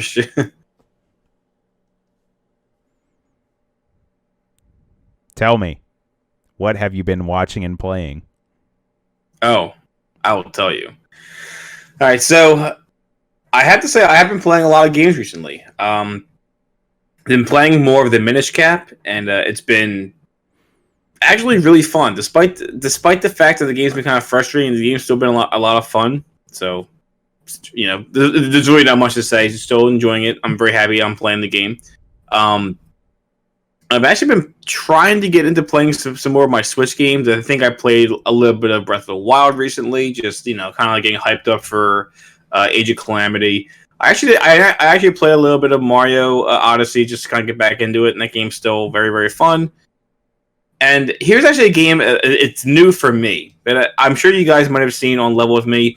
For Halloween, I did a little bit of like a Halloween special where I did actually play the original Castlevania. And my God, I have a lot to talk about that game, because I actually might have a bit of my own technical problem when it comes to my Let's Plays. But so first, let me talk about the game itself. So, I haven't uploaded all of the videos yet, but I did beat the game, and my God, is that game frustrating. I recorded myself and all like the not rage quitting, but just like the raginess of me just like freaking out that, oh my God, this game is impossible. Like, it kind of makes you think like, it's just like, unless you are a pro and you got some kind of like a pattern down and you know exactly how to dodge all of the attacks of these enemies, I feel like the game, it's kind of like one of those games where you just have to like make the game break itself, or like, you know, because it's an old 8-bit game for the NES. Like, sometimes characters off-screen themselves, and then you can use that to your advantage. It's basically like the game is just that hard, but it's fun. It is a very, very, very fun. Like, you know, it's not like the Metroidvania style of games, but it's like the point A to point B progression games. You upgrade yourself, you kill enemies, it's just really, really good time. It's definitely, I would say, for an NES game, despite how hard it is, it actually holds up very well. I think it's a very well done game, and it's definitely a game that everybody should at least give a shot. And so I played it for Halloween because it is like, you know, a spoopy, you know, vampires and like whatever game. And yeah, it was difficult. I beat it. I'm going to try to get the videos out to you guys as soon as possible. A bit of a rant though, and this is not really gaming related, but I've been having some issues with my recording software because as I record, you can barely hear me talking. So I do want to give you guys a bit of a heads up, and I'll apologize ahead of time. Like a couple of my Zelda the Minish Cap videos, I actually have to record over myself and do like additional audio, kind of like live commentary, because you cannot hear me talking as I'm recording myself playing the game. And the same thing happened for my part 2 and 3 of Castlevania. So that's frustrating, but they'll be done eventually, and they'll be up on a level with me on YouTube for you guys to enjoy. And finally, as far as other games go, I was about to play some of my old Nintendo Wii U games that I don't know which ones I want to play. I actually wanted to really kind of give Pokken Tournament another shot. For those of you who don't know, it's basically like Pokemon and like Mortal Kombat put together, or I guess probably more appropriately named Tekken. But I never liked that game because of the controls. So the game looked incredible when it was announced, and I thought, oh my gosh, this is gonna be amazing. But it's very weird because there's a very limited amount of characters. Like I think Charizard is a fighter, Gengar is a fighter, Machamp's a fighter, which all sounds really cool. Like, oh my gosh, these are some of like the more popular Pokemon. And then there's like obviously Pikachu, but then there's like other just like random Pokemon. I'm like, I kind of was hoping to see like like everyone's favorites then, but I guess they couldn't do that. And again, the controls are really hard for that game. So I don't know. Maybe I'm just bad at the game, but like I remember me and my brothers, we tried playing it when it first came out, and it was just not enjoyable. So I'm gonna give the game another shot at some point because I'm kind of hooking up some of my old systems down in the basement. So we'll see how that plays out. I always want to give that game a try. Yeah, it looks so great, and then when I was playing it, I'm like, man, these controls are really tough. But I think it's because it's supposed to be like an old school like kind of almost like an arcade game. You know how it's like you just have to know how to do these really weird commands to do the moves. Because I'm kind of sitting there just like mashing buttons, and I'm like, okay, eventually I'll figure this out, but that's just wasn't happening. So I'm gonna go back and give it a shot and actually like really try. Maybe there's like a move list somewhere on Google, which I'm sure there is. And I'll give it like the second chance it definitely deserves, I think. Well, wait, hold up. Does that game not have like a in-game move list? I couldn't find one. I think me and my brothers were like, how do you do these attacks? Oh my, that I could be mistaken. Maybe I'm. Go ahead. I agree. And I agree. I'm sorry, I cut you off, but I agree. Like, if it doesn't have that, that's a problem. But I'm pretty sure there is. I just don't remember finding one when we were playing. Because me and my brothers are not like people who just mash buttons. We're not like the people who played. What's the guy from Tekken? Eddie Gordo. We weren't just those players who just mash the kick button just with Eddie Gordo and just win. But we were like, we try to get the moves down. I don't remember us finding a move list. So that's wild. I would think that would be in a game like that. Also, I know about Pokken. They had like a special controller they made for it. It kind of almost looked like a Xbox controller. I did not know that. I don't know if that's like the quote unquote proper way to play, but I remember when I used to compete in Super Smash Brothers for Wii U, you would always see the Pokken people like near your vicinity because that game also was played on the Wii U, and I remember seeing a lot of people use that controller. Interesting. Yeah. Yeah, but that's all I've really been playing. And what I've been watching. So I think I mentioned how I finished up The Boys, and I'm really waiting for season 3 to start. I've been watching The Mandalorian, which I have to admit, how do I say this? The first 2 episodes have not been incredible, but they've been very fun. Like, it's definitely fun to watch.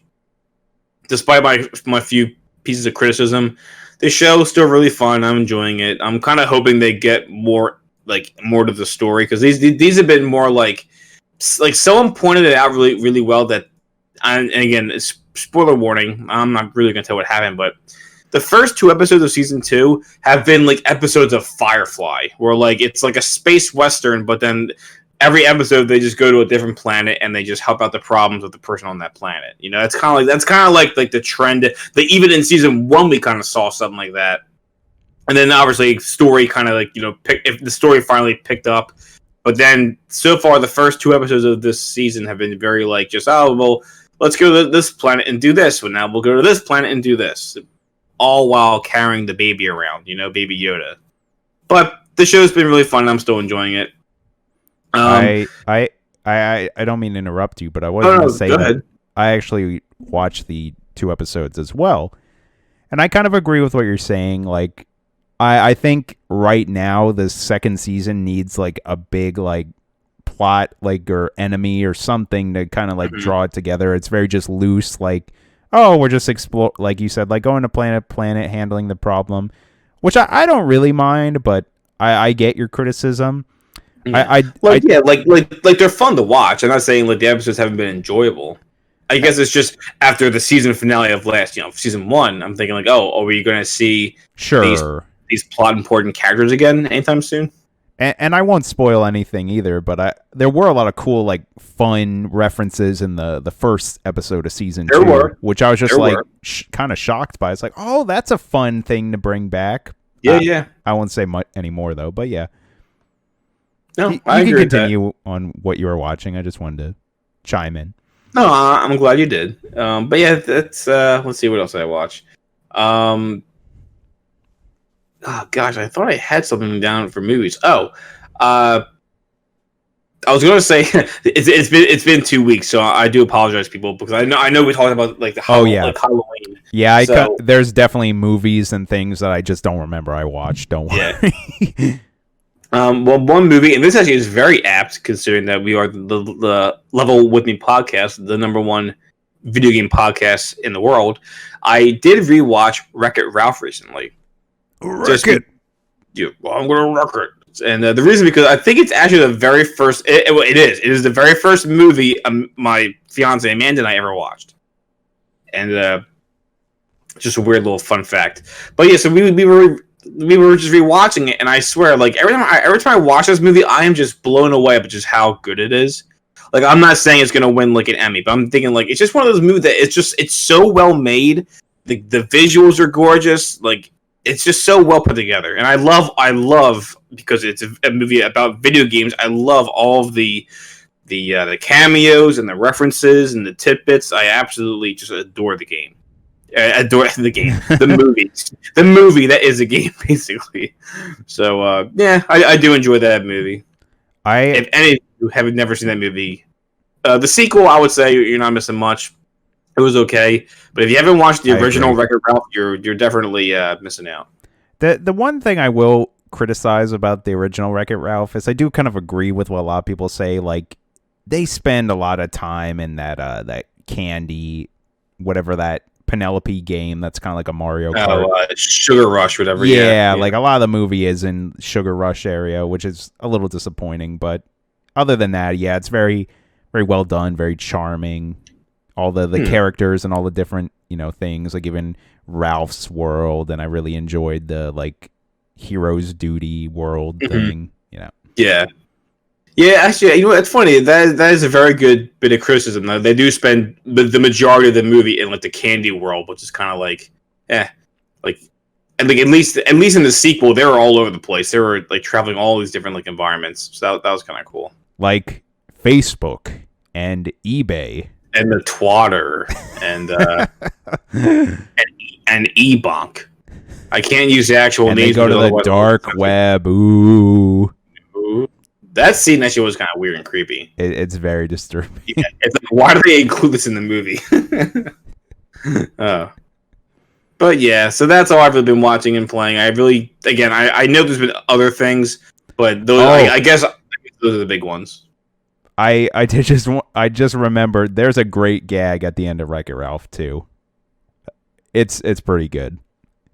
It's worth watching the whole movie. Like at the end of the second one, I'm trying to think what you're talking about. I think there's like a scene at the end of the second. It's like the girl when she's in the car who kind of looks like Baby Moana. She's playing the pancake game. Do you remember the trailer with the bunny and the kitty? It's like a mobile game. Oh, I think so. Gosh, that's. I mean, I can tell you the joke. I'll just say, hey. Yeah, sure.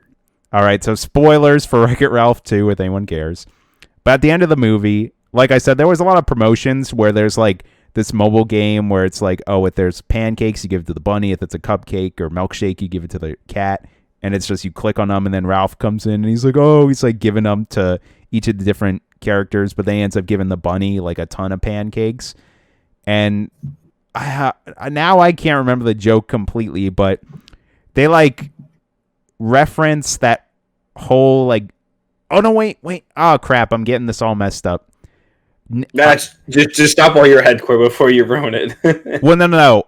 So there, I remembered another part, and I don't know if it's related to that app, but there is also like around the end of the movie, there's literally just a Rickroll, and it's like Wreck-It Ralph singing like, you know, Rick Astley's never gonna give you. It's great.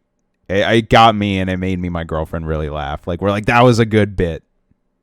Again, though, that's all the way at the end of the movie, so now it's ruined. Now I gotta rewatch it. It's really funny. I remember I really enjoyed it. Was it in the credits? Maybe that's why it's either like at the end of the movie or like right before the credits, or maybe it's after like the first reel of credits, almost like a Marvel movie. I forget. Oh geez, because I only watched the movie once. I'm well, now that I'm talking about it, I hope it's on Disney Plus. I kind of want to rewatch the sequel. I forget. Maybe like I think it is connected to that little girl playing the game, because I think maybe she makes a comment, like a fourth wall break, where it's like, don't you hate in like trailers when they don't like show you the thing that actually happened? Or I forget. Like there's like it's a good joke. All right, spoiler section over of Wreck-It Ralph 2. All right, moving on. Corey, what did you watch? What will Ralph break next? The economy? Too late. Our hearts? No, I love John C. Reilly. No. All right. So like I mentioned, I did also watch The Mandalorian. I actually was behind. I watched Friday, like both episode 1 and 2. I was like, oh no, like I'm glad we didn't do the podcast, because I don't know if you've been watching them every Friday. But yeah, I'm enjoying it. Yeah, that new episode, I didn't expect those creatures in that cave. Let's just say that. Yeah, that was pretty cool. Yeah. Also, like, who Mando, like, runs into. I thought that was pretty fun. I'm like, oh, yeah, that's a thing. But I've been enjoying that. I'm also, just continuing down my anime of JoJo's Bizarre Adventure Part 4. That's been really, really good. I've been digging that. I wanted to point this out. This is really the only movie I watched, or that I really... Actually, no. I did watch some other movies, but I didn't really have much to say on them. I watched The Nightmare Before Christmas. I think I watched that one on Halloween. And it's like, that's a good movie. I don't really have much to talk about that. Same with like the Santa Claus. Like, that it's all fun and dandy, but I don't really have much to say about that. I watched what I might consider the most horrifying movie I've saw all of Halloween. This is no bit, too. This is serious. It is a movie called Hereditary. Have you ever heard of this, Mike? Oh, I can't say that I have. So I think this movie came out in 2018, so it's relatively new. I don't want to give too much away, because I really enjoyed it. I will talk very briefly and shortly about this movie. But it's about a family. Hereditary is like, it runs in your blood, so there is some sort of connection with that. And it's been a few weeks since I've seen this movie, so bear with me. But like, it kind of starts with like the family at a funeral. I think their grandma had just passed, and like, they don't seem like that upset about it. They're almost like, oh, we didn't really like her that much anyways. And they go back to their home, and like the daughter, she's like probably like 10 or 11, like she's kind of young. And then there's a teenage boy or brother, and then there's the mom and dad. And like there's something like kind of off about them all. Like they all kind of have like their own little cliques. Like you see like the brother in his room. You see like the little girl, she's like building these like horrifying little like dolls out of just all sorts of like trash. The mom is like an artist. She makes like these like miniatures. I think the dad, I don't know what he does. He has like an actual job. Like he goes outside and does something. Yeah, I just want to really recommend this movie if you guys are into like horror movies. It's a really good horror movie. I don't really want to talk too much about it because it's really you really just gotta watch it if you're into horror movies. Basically, check it out. Basically, like after the grandma passes, strange events start to happen at their house because the grandma actually lived with them at their house. So it gets a little like paranormal, and very quickly something happens with the daughter, which I just, and then more strange things happen from there. But again, I don't want to get too into it. I will say the ending is very crazy, very horrifying moments. And it's actually really cool what the movie is based on. Again, I don't want to talk too much about it, but it is like something that's like based in reality, which is like, oh, that's actually really interesting. Like me and my girlfriend went down a little rabbit hole when we were done watching the movie. Like, is this actually a thing? Which it is, and it's kind of disturbing. Also, I want to shout out this movie for having a good use of ants. I think I've talked about on the podcast how I hate ants.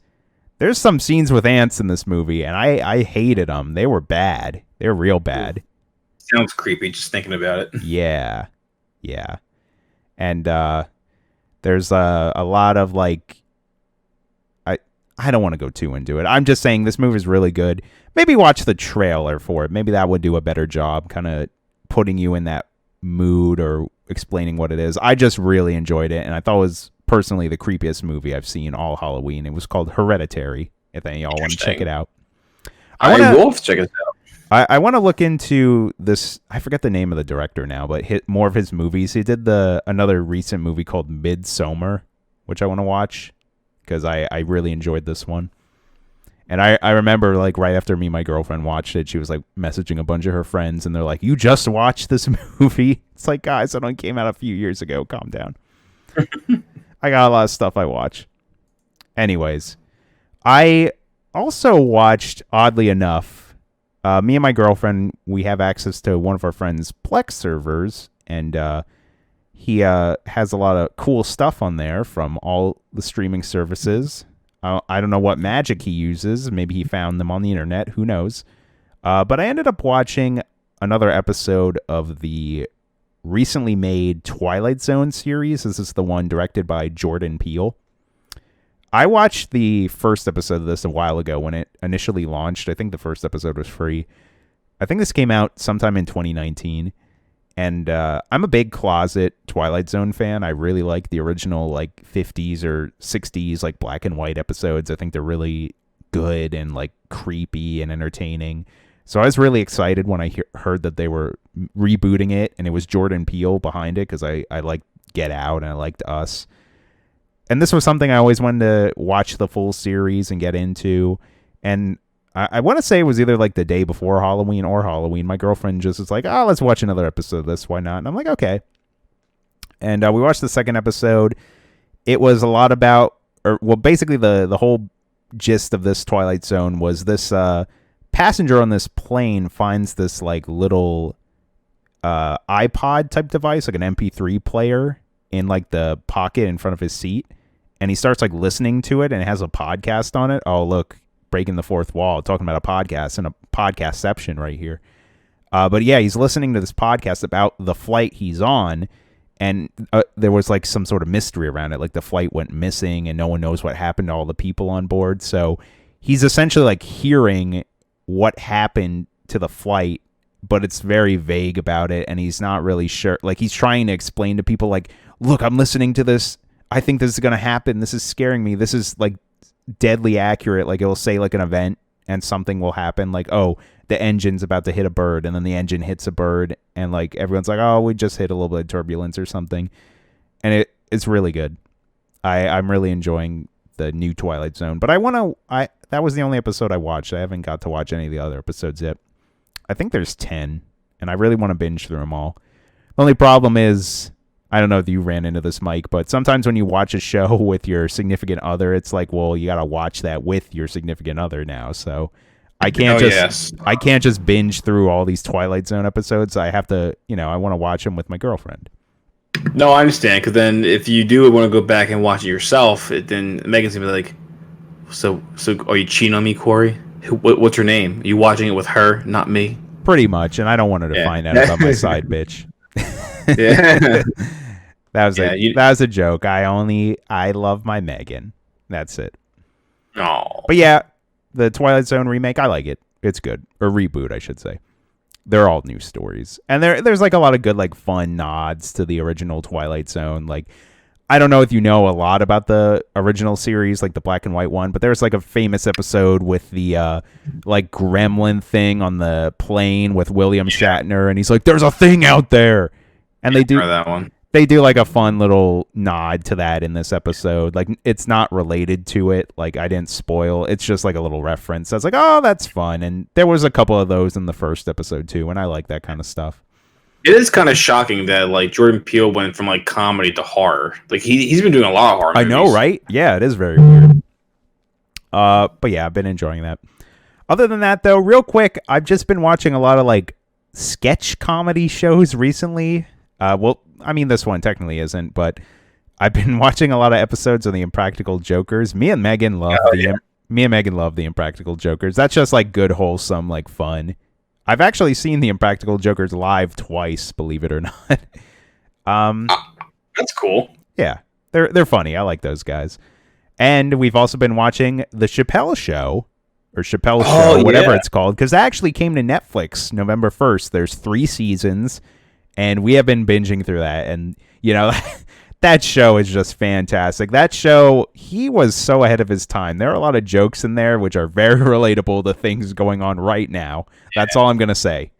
But that show is hilarious. He got away with a lot of stuff. But the thing is, like, I don't care. It's okay. Someone can finally make these amazing jokes that probably in 2020 people say, oh, that's offensive. But, like, if Dave Chappelle does it, it doesn't matter. It's okay. I agree. Yeah. It's so good. It's so good. Me and my girlfriend just love. Yeah. We're almost done with what's available on Netflix, but it's fantastic. Yeah. I mean, I want to say everyone's heard of like this classic episode, the black white supremacist. That's gosh. This is like, again, this has nothing to do with like any of the politics of today. This is just good comedy of someone who has a good sense of humor, can make fun of himself, and it is, oh my gosh, that episode is hysterical. I crack up whenever I watch it. I also like, oh my god, what's his name? Rick James? No, we didn't get there yet. Is it Tyrone Biggums, like the crack guy? Oh yeah. Oh, got me a crack. Yeah, crack. Peanut butter and crack sandwich. It's good. I love the memes of him too. Oh my gosh, it's so good. I can't stop laughing now. Yeah, it's hilarious. I love it too. That's all I've been watching though in terms of playing. So we talked about Animal Crossing recently. I wanted to mention I've been dabbling in Animal Crossing here or there. I'll play it like once or twice a week. Just you know, collecting trying to check off the boxes, as you will. It's November now, which is mushroom season. Duh.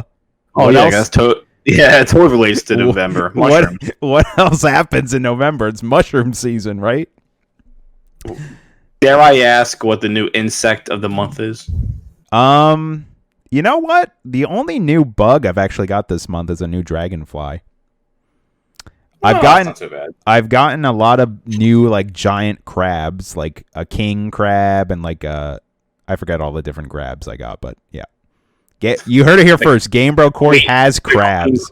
The queen crab and the jack crab and the ace crab, you know, all those crabs. I summon my queen crab in defense mode, which lets me summon king crab, and then I can summon jack crab. I was not expecting a Yu-Gi-Oh reference, but I'll take it. Guys, I love crabs. Any meme with a crab, send it to me. I usually always laugh. You heard it here, folks. Corey loves crabs. He has crabs. Mike, by the end of the night, I'm going to send you 5 different crab memes. You can guarantee that. If it's the one with the knife, I love that one. You should put your funniest one on the Level With Me Instagram. Like the is it called stories? Like the ones that go away? Yeah. I'll do that. I'll find you a crab meme. Okay, thank you. But yes, it was Halloween in Animal Crossing, and I played the Halloween event, and it was so fun. I really loved it. So what happens is the Halloween event was from like I think 5 p.m. till midnight on Halloween, and this lovable guy called Jack comes to your town. I don't even know if it's a man. It's a being with a pumpkin head and a long purple trench coat, and he was charming. He's kind of like a Jack Skellington type vibe. Like he's like charming, but he also seemed like kind of menacing and creepy because he had like this kind of like deep voice that was like, well, it's not really a voice because the Animal Crossing characters talk like, but his voice was like a demon kind of. But you know, he's got that like cheerful like jack-o'-lantern. So you're like, oh, I'll help this guy out. Who knows what's underneath there? But why not? And the kind of like extra little mini game they put in there is you have to go around and collect candy for Jack. And they kind of had this emphasis when October started where you can buy candy at Nook's Cranny, but you can only get one piece of candy per day. And everyone's like, why limit the candy? What's so important about that? Well, what happens is during Halloween, some of your villagers will be in their house and some of them will be outside. And they're all dressed up in their little costumes. And the ones who are outside will run at you and be like, trick or treat, you have to give me candy. And you can give them one of your pieces of candy, and they'll either give you a Halloween item, a Halloween DIY, or they'll give you a lollipop. And that's what Jack really wants. He wants those lollipops. And you give Jack 3 lollipops, and you can just dress up just like Jack. I've got 20 jack-o'-lantern heads and the big purple robes. I just look like Jack. And it's actually pretty funny when you get the Jack outfit. You can run up to the villagers and they think you're Jack and they're like, oh my god, don't hurt me, Jack, here, just take my candy, please. Is he like an actual monster, or is he just like I mean, because why are the villagers afraid of him? Oh my god, I don't know, it's the Great Pumpkin. I don't know canonically why Jack everyone's afraid of him, but they will give you candy. Also, Nintendo was smart about it because if you didn't end up buying candy all throughout October, don't worry, because you can go to some of the villagers who are in their houses, and as long as you have a costume on, candy. Well, it's not stealing, it's trick or treat. You go to their house, you have the costume on, they're like, oh, I love your costume. Here, take some candy, because they're the people giving out candy like Halloween. Oh, how cute. Yeah, so there's kind of a nice little loop there, you know. I think it said like every 5 minutes the candy repopulates like at their house. I don't know how that works, but you go in there and you get candy, and then it's all just a trading process. You give them to your villagers. Sometimes they'll give you a lollipop or a Halloween item. Sometimes you'll get, you know, and that was pretty much the loop. And I think I played for about 1 or 2 hours and I ended up getting all the Halloween items. So it wasn't that bad. And I like I said, I really enjoyed it. There was also like a kind of like spooky, fun, like Halloween music playing throughout the whole time. It was great. I really enjoyed the Halloween event. Way better than the Easter one. Way better than there was another event. I can't remember what holiday. I'm still just laughing thinking about like Nintendo actually putting it. Oh, I'm sorry. I think I cut out. I'm sorry. Can you hear me now? Yeah, I can hear you. Oh, sorry. I thought I cut out for a second. I was gonna say like I'm just still laughing at I'm still just laughing at the fact that like these people are just like, oh no, Jack, don't hurt me. Like I can't believe Nintendo put that in there. Like, well, they didn't actually put hurt me. I forget what they say. No, in my mind, this is what I'm thinking. Like, oh, just please don't take my kids again. They literally, they give you the candy because they're like, just get away from me, please. So that was a lot of fun. Animal Crossing, still a very good game. Go figure. I also played more Genshin Impact. I'm going to be honest with you. I haven't played Genshin Impact in a few days now. It might have been almost a week. I haven't stopped playing for any particular reason other than I've just been distracted by other things. But it's really fun. Still really enjoying it. I'm still like incredibly surprised how much of this game is a game, even though it's free to play. Like there's a lot of content in there. Like this is probably one of the best free to play games I've ever played. It's really impressive. Nice. I haven't gotten a chance to play it yet, but I'm very tempted to give it a shot. I heard it's actually pretty good on mobile. Like it's a good port and on PC. I do want to definitely look into it though soon because I know there was a big update that came out today.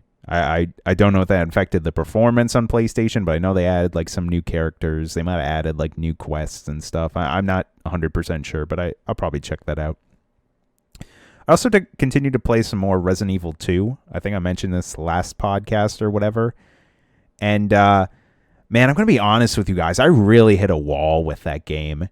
So after I beat Claire's first playthrough, I decided to go through and play Leon's first playthrough. I don't know that there's like a canon order of how you're supposed to play it, but what I was going to do is I was going to go Claire, Leon, or maybe something like that, because the different playthroughs, like different events will happen. So when you do Claire's like second playthrough, you'll get some different scenarios. Same with Leon.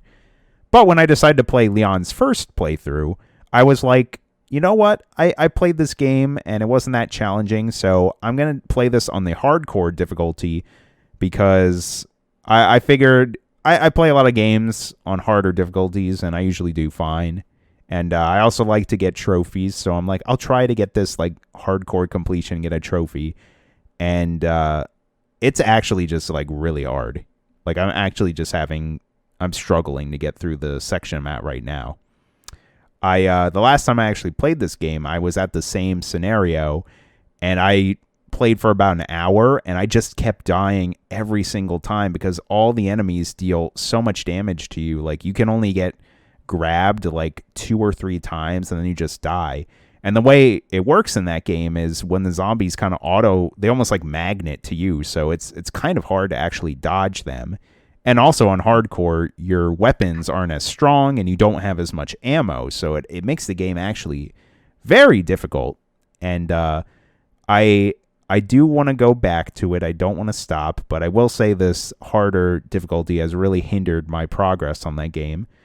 So much so that I even might just abandon the hardcore playthrough at some point and have to restart a new playthrough on the normal difficulty. I don't even think you can change it on the fly, which is kind of sad because I put some time into Leon's playthrough already.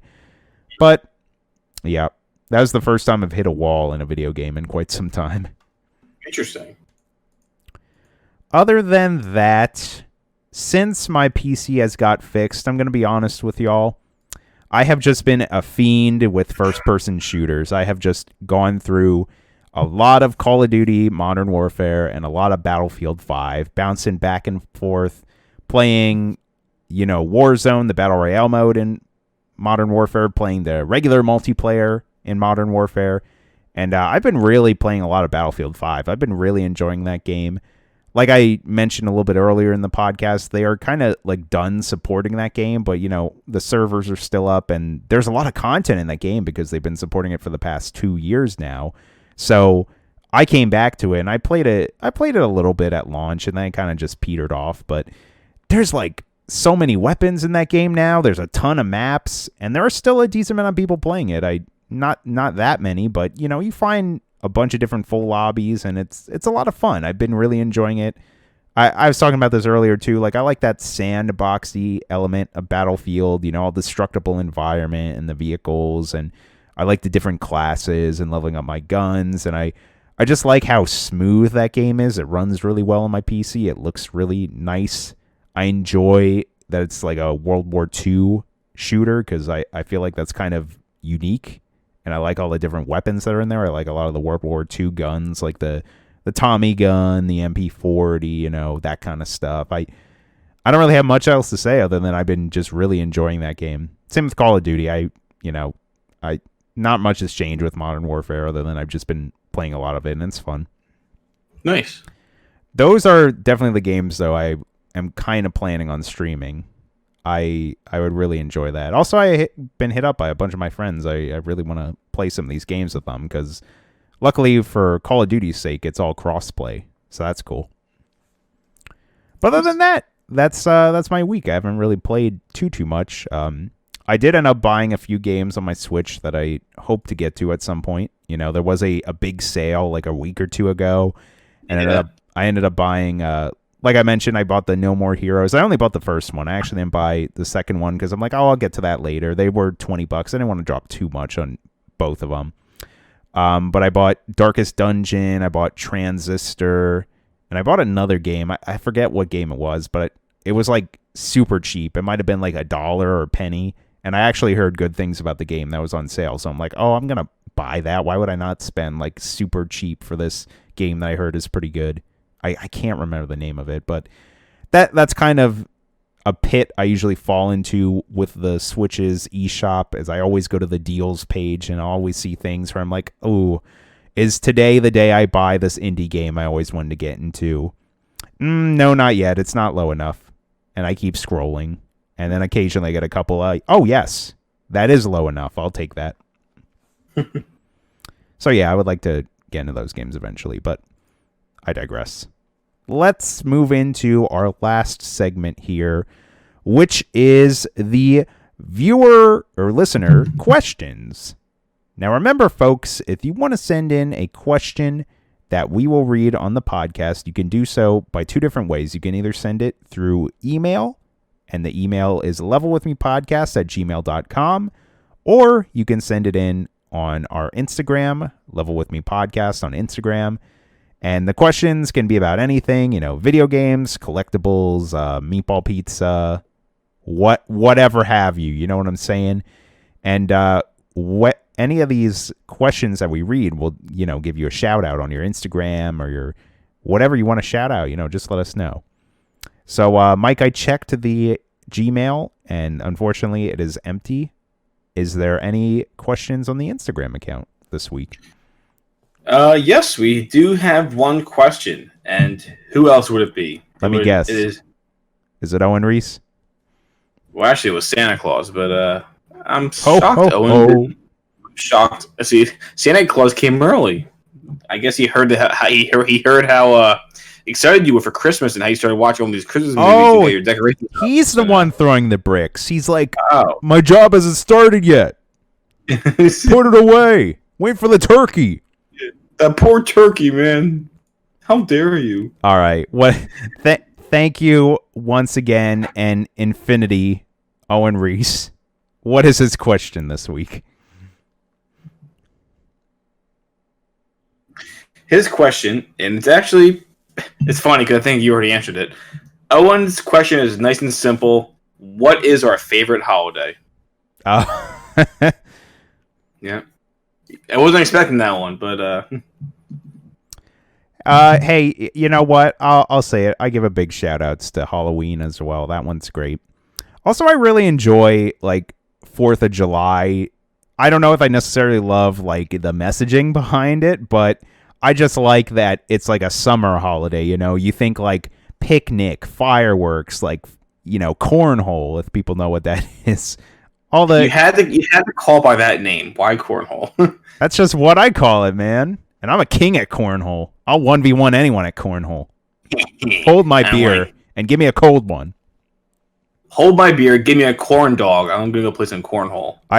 But to wrap it back around, I will say, yeah, I love Christmas. I just love the lights, and I love, just being close with everyone, and it's just good feels all around. You get a good meal with your family. You end up usually seeing people you don't see that often.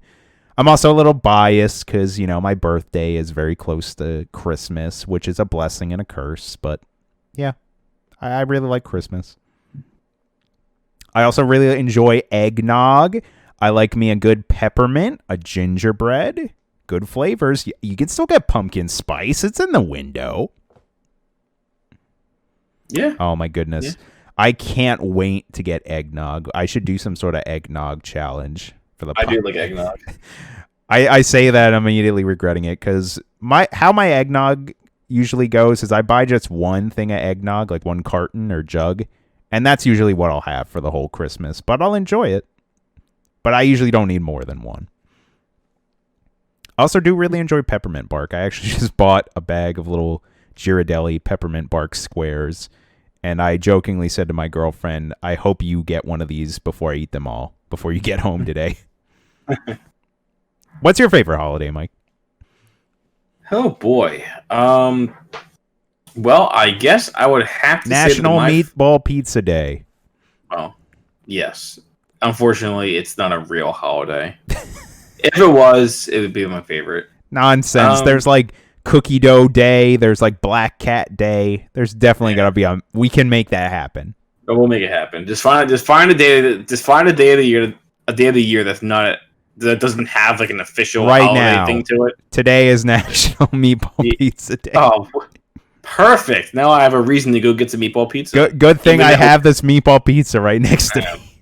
Actually, I'm so mistaken. I don't need a reason to have meatball pizza. I should always have it. Every day is Meatball Pizza Day. If you believe hard enough.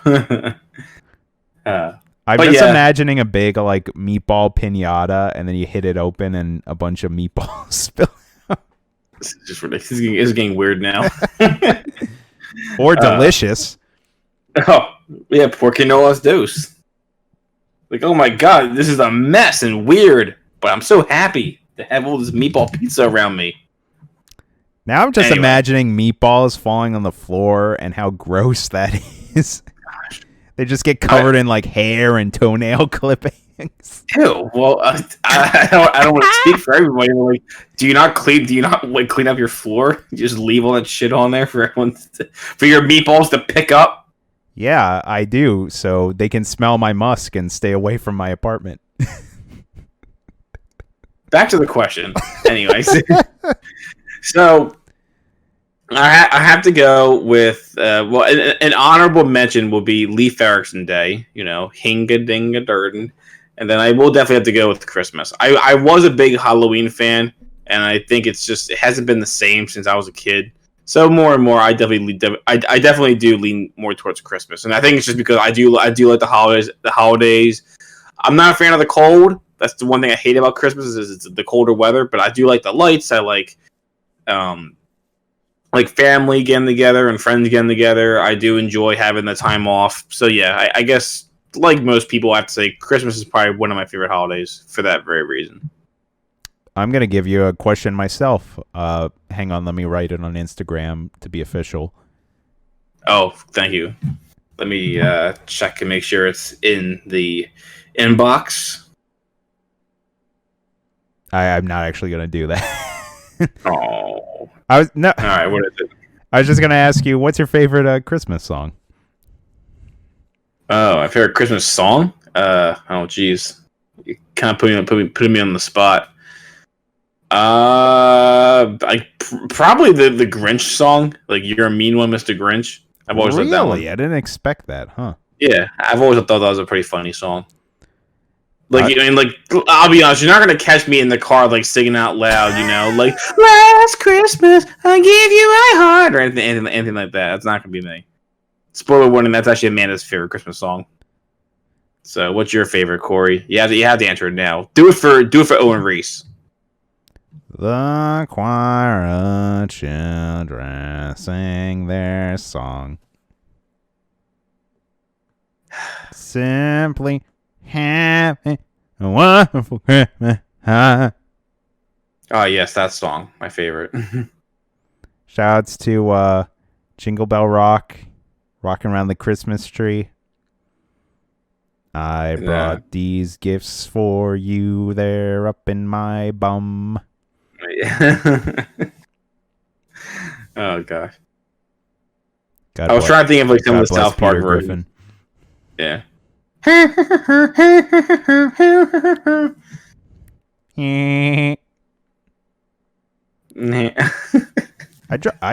I used to love Family Guy. You don't even know.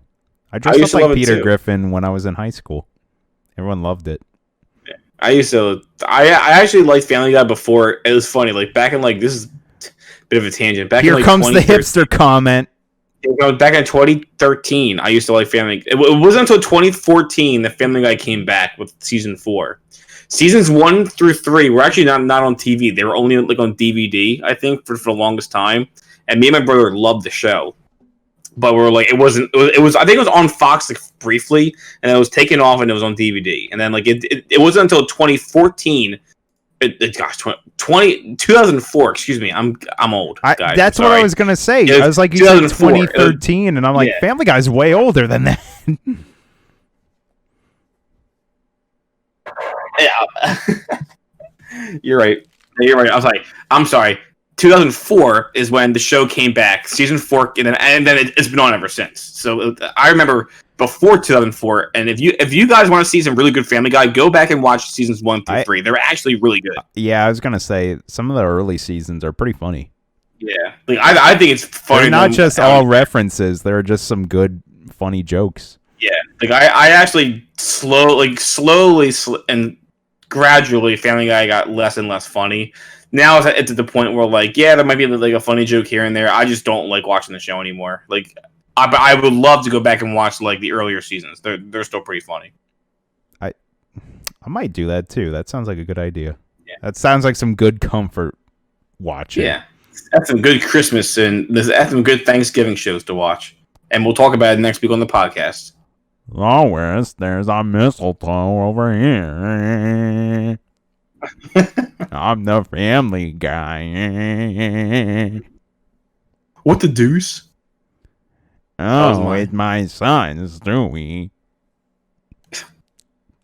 That's like a weird combination of like Morgan Freeman and Peter Griffin. Can you get me a beer, Stewie? All right, now thank you, Owen Reese, for submitting yet again another fantastic question. Very video game appropriate. Yes, thank you, Owen Reese. You never cease to disappoint us. Never. But yeah, that's kind of wrap up the podcast. Look, I'm gonna be honest with you guys. You know where to find us, Game Bro Corey. Just Google me. You'll see, right there, right next to Ninja on Twitch. Give me a follow. Maybe I'll be back this week. Who knows?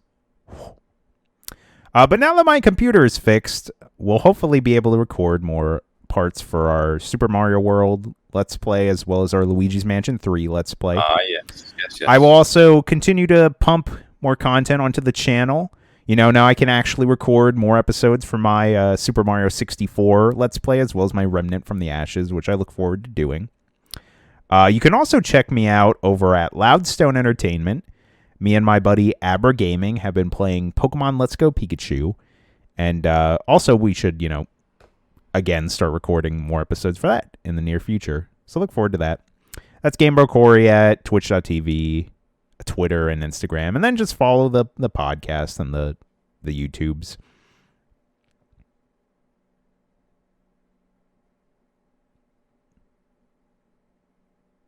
Hello. Oh, is it my turn? I'm sorry. I didn't know if I didn't know if you were just waiting to say, and don't forget about Mr. Mike over here. Don't forget about Mr. Mike over here. All right. Anyway, so yeah, if you guys ever want me at the time I was in adults are speaking here, Corey. Silence. If you guys ever want to find any more of my content, you can Google me as well. You might have to scroll a little bit and maybe go to the 5th page, but you'll find me. If you Google The Collector's Vault, you can find me on YouTube and Instagram.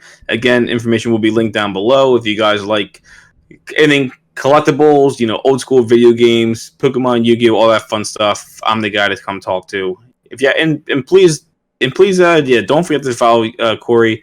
I'm so happy now that he has his computer fixed and he can start doing everything that he loves, like the Twitch streams, and it's gonna be great. I'm looking forward to and it. Pornography. What? What's that website called nowadays? My Real Thing. You know what it's called. That site. Yeah. You guys know. You're tech savvy. That's it. RedTube. That's the website. Yes. TikTok, go in there right? Yeah. Wikipedia. Sure. And yes, please, guys, give a follow to Level With Me. Go subscribe to the channel for awesome Let's Plays. And if you ever want to go back and re-listen to the other podcast episodes, it's all there. And it's all good stuff. And don't forget to follow Owen Reese on Instagram. He's a good guy. We love him. Yes, please do that. I am in the mood for a meatball pizza. Hey, Lois. Get a load of this guy. He doesn't like meatball pizza. What a dumbass. Oh, hey, Brian. Peter. It's Cleveland here. Oh, hey. It's me, Herbert the Pervert. I heard you like meatball pizza, too. Oh, no, you're not allowed on the show anymore. You need to go. Oh, that's not okay anymore. You're going to get us canceled. Get it, go. I'm technically gonna get us canceled right now because the voice actor of Cleveland was a white guy, and then he got canceled. Oh, well, guys, that's right. That's right. I literally just canceled the guys. Cut the mics. We're never here.